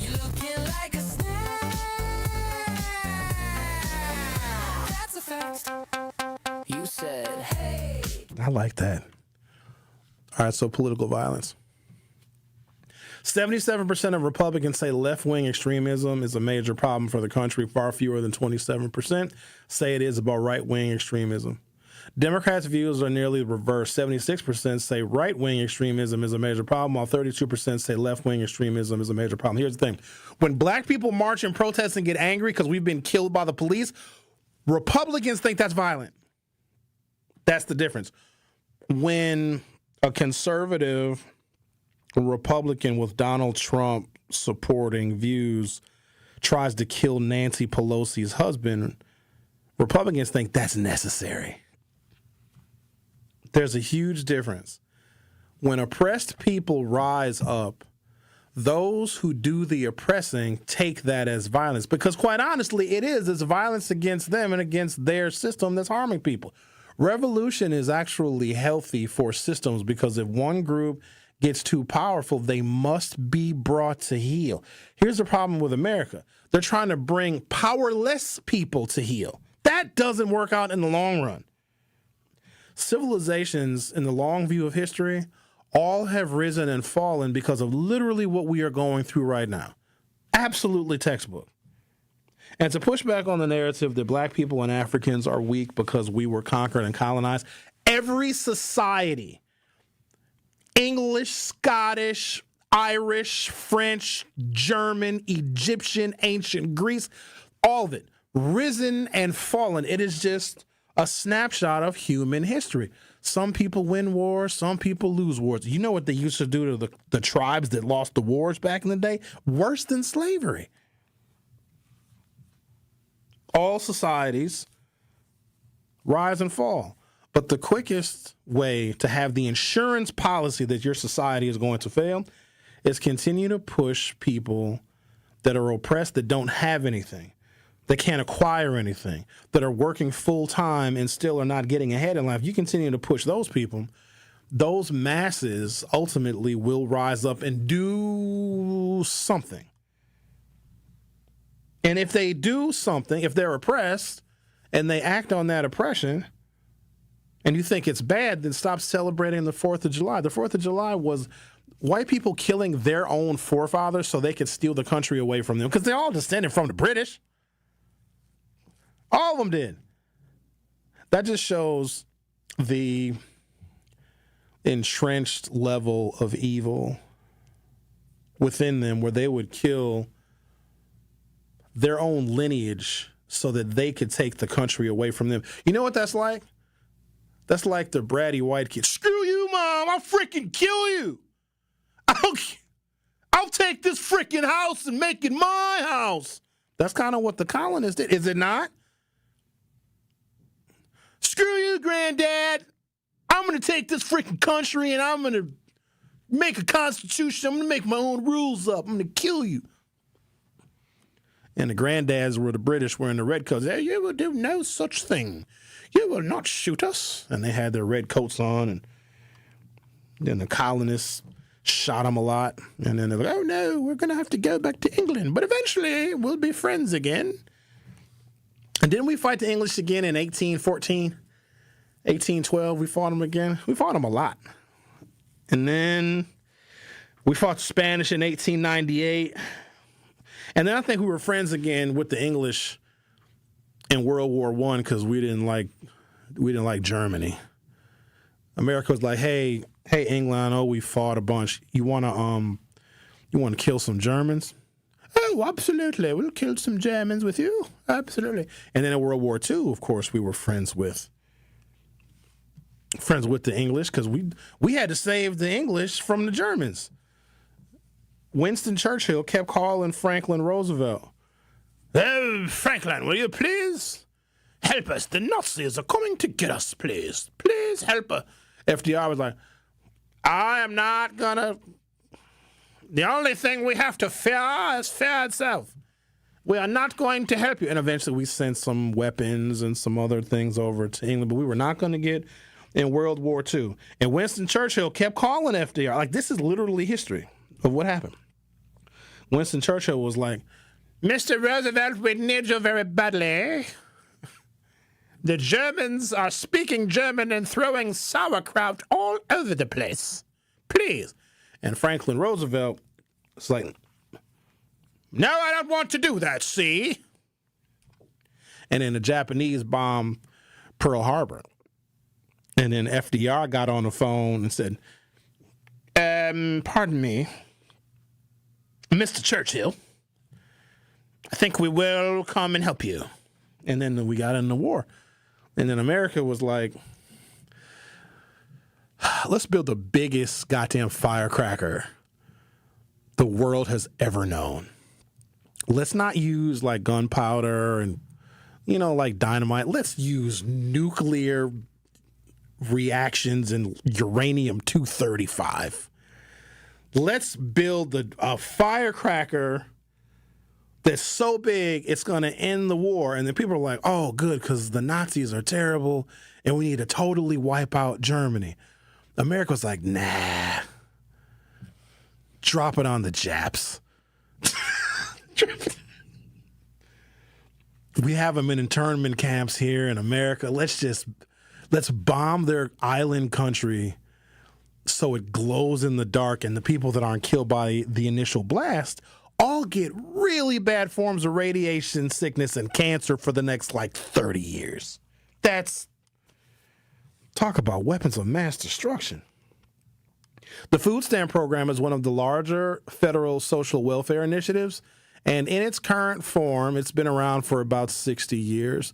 But many misconceptions remain about the program and how it works. For one thing, no actual stamps are involved. Got some information on the food stamp program, including demographic information, which I will share with you on the other side, because right now, the truth with Sherwin Hughes is going to take a little break. I'll be right back. The Truth with Sherwin Hughes returns after this on 1017 The Truth, The Truth app, and 1017thetruth.com. From the biggest plays on the court to the comments made in the locker room after. An in-depth recap of every Bucks game in 6 minutes. No more, no less. Bucks in 6 on the Bucks Plus audio network. If you missed any of the game or just want to relive the biggest moments, Bucks in 6 provides game recaps every morning after. Hear the high-flying dunks from Giannis or the deep threes from Miles Turner. And catch the comments post-game about what happened on the court. Bucks in 6 on the Bucks Plus audio network. Find it now on bucks.com/plus or on Spotify, Apple, or wherever you get your podcasts. It's 101.7 The Truth. Dr. Ken Harris for Pella Windows and Doors of Wisconsin. Sometimes teams take a timeout to regroup and call the right play. When it comes to your home, Gina Della and her team at Pella Windows and Doors of Wisconsin always have the winning game plan. Check out the championship caliber play call this month. A whole house of beautiful, new, energy-efficient Pella windows for as low as $297 a month, and get this, 0% interest for up to 60 months. That's like running a drive that keeps moving the chains with no penalties and no interest. And I can tell you from my experience, Pella Windows actually stop the drafts. You'll stay comfortable no matter how cold it gets outside. Think about it. Energy savings, comfort, and a great monthly payment you can actually manage. That's why I trust Pella Windows and Doors of Wisconsin, and why this is the right time to make your move. Call today and schedule your free consultation at PellaWI.com. Certain restrictions apply. Ends 10/31 of 2025. We believe that self-care isn't selfish. I'm Maddie from Sweet Talks, a women-owned and operated medical spa fostering self-love and confidence. We believe that beauty is about feeling empowered from within, and it's truly a passion for our team at Sweet Talks. Your goals are our goals. Our services go beyond injectables, including facials, lasers, medical weight loss, hormone therapy, and more. There's even a cafe, complimentary to all patients. Get started today at Sweet Talks in Menominee Falls. Learn more at sweettalks.com.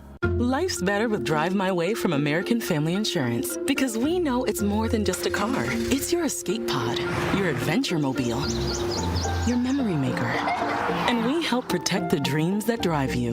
Personalize what you pay for auto insurance and you could save between 5 and 20%. American Family Insurance. Get a quote and find an agent at amfam.com. Products not available in every state. Unsafe driving behaviors may increase your rate. Visit amfam.com to learn more. American Family Mutual Insurance Company SI and its operating company, 6000 American Parkway, Madison, Wisconsin. Don't let a trade-in get in the way of the phone you want. Now you can get $1,000 off any phone with no trade-in required. And we'll pay off your current contract when you switch. U.S. Cellular, built for us. Terms apply. Visit uscellular.com for details. Join Marketplace Wisconsin on December 10th and 11th, where contract-ready small businesses meet buyers, partners, and mentors. Register now at marketplacewisconsin.com. That is marketplacewisconsin.com. Proud partner of your Milwaukee Bucks. One call, that's all. You are listening to The Truth with Sherwin Hughes on 101.7 The Truth, The Truth app, and 1017thetruth.com.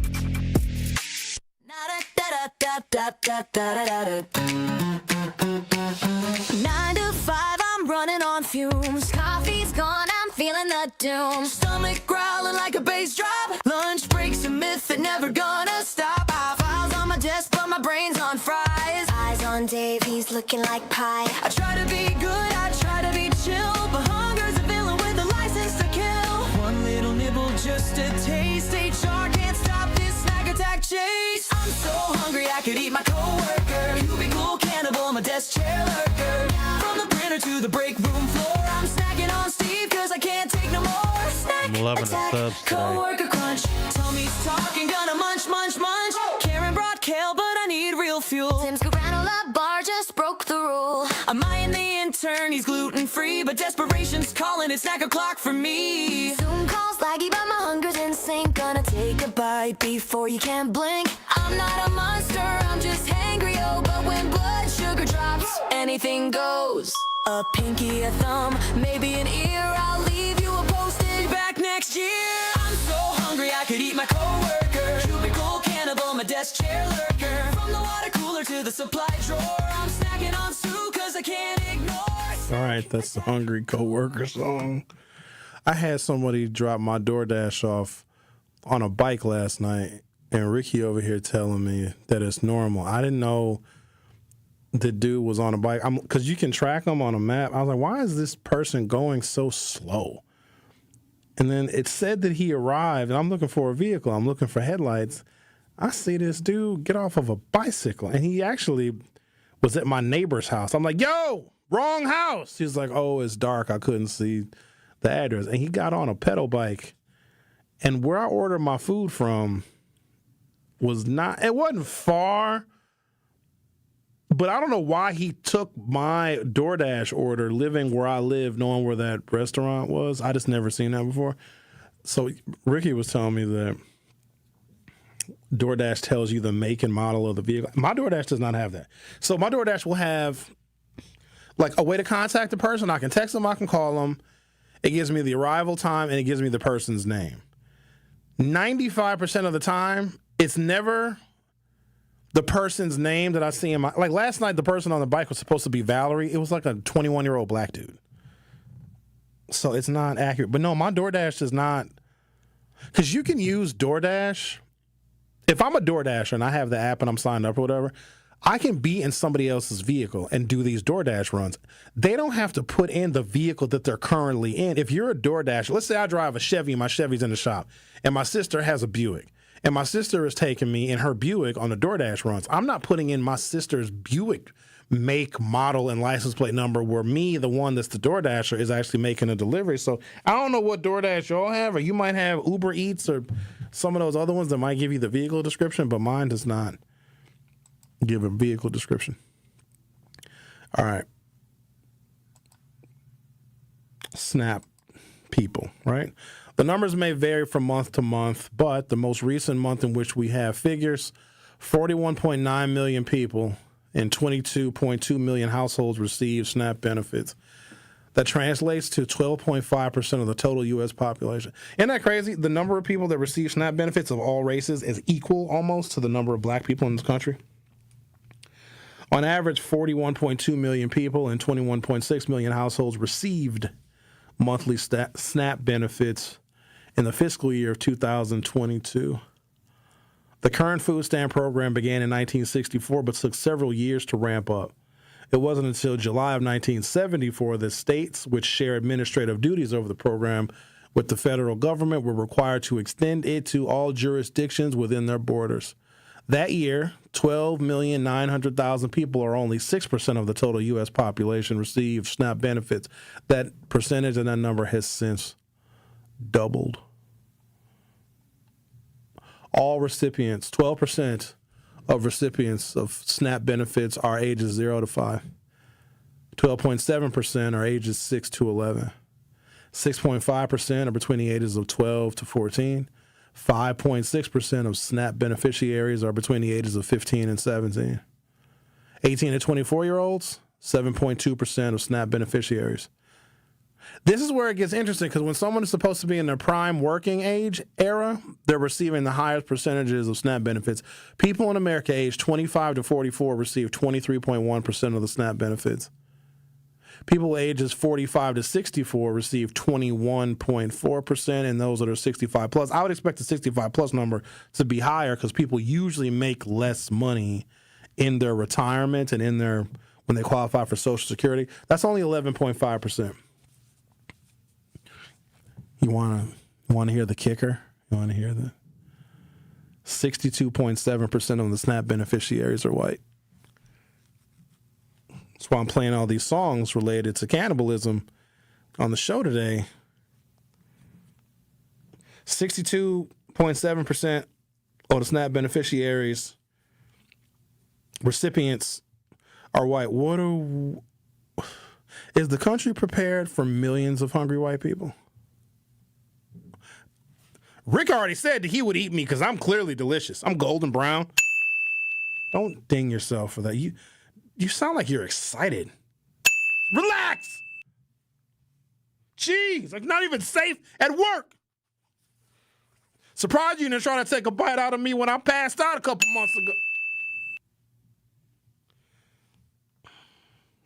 I could have. Hey! Get one of these nuts. No, I don't. Actually, do not. I wake up in the emergency room. It tastes so good. That's disgusting. Mr. Hughes, we don't really know what happened to you. For some reason, Mr. Hughes, how long have you only had one nut? I mean, I don't know. What do you mean? I've always had two. Well, not anymore. And Ricky comes to the hospital. Oh, Sherwin, I'm just here to check on you. Still chewing on one of my jewels. Among adults, 23.4% don't have a high school diploma. 39% of SNAP recipients have at least a high school diploma or a GED. 19.6% have some college, but no college degree. 8.3% have an associate's degree. Oh, 9.8%. So if you have a bachelor's degree or higher, your percentage of receiving SNAP benefits is higher than someone with an associate's degree. Maybe there's something to all you people getting a degree in the trades. You're less likely by at least 1.5% to be on SNAP benefits. 24.1% of SNAP recipients are employed every month. So all 12 months, they showed some employment. 14.3% are employed in some months out of the calendar year. And, of course, the overwhelming majority of SNAP beneficiaries at 61.6%. So that's like 25 million people are totally unemployed.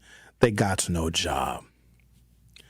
Among the children that qualify or are in households that qualify for SNAP benefits, you guys wouldn't even believe this if I didn't tell you, 43.9% of those households have two parents. That says something about our wages. And 33.1% of SNAP beneficiaries are in families where the parents are married. That means wages are too low. If you're married, that's two incomes, right? Should be. And 33.1% of those beneficiaries are married. That is crazy to me. 45.5% of the households that qualify for SNAP are headed by single mothers. You guys ready for this one? Single fathers. What percentage of SNAP beneficiaries do you think are single fathers? Single mothers are 45.5%.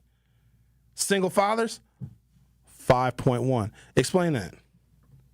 No. I need to know how, if you're a single daddy, 95% of single fathers are not receiving SNAP benefits. Only 55% of single mothers are not receiving SNAP benefit. Well, fellas, might be time to take her ass to court and get your kids. Make her pay you child support because you're less likely to be on the SNAP benefits. Just something to think about. Thank you guys for listening. Have yourselves a wonderful day and be careful not to get eaten by Ricky. So let me ask you, when the government, and again, I'm doing the air quotes,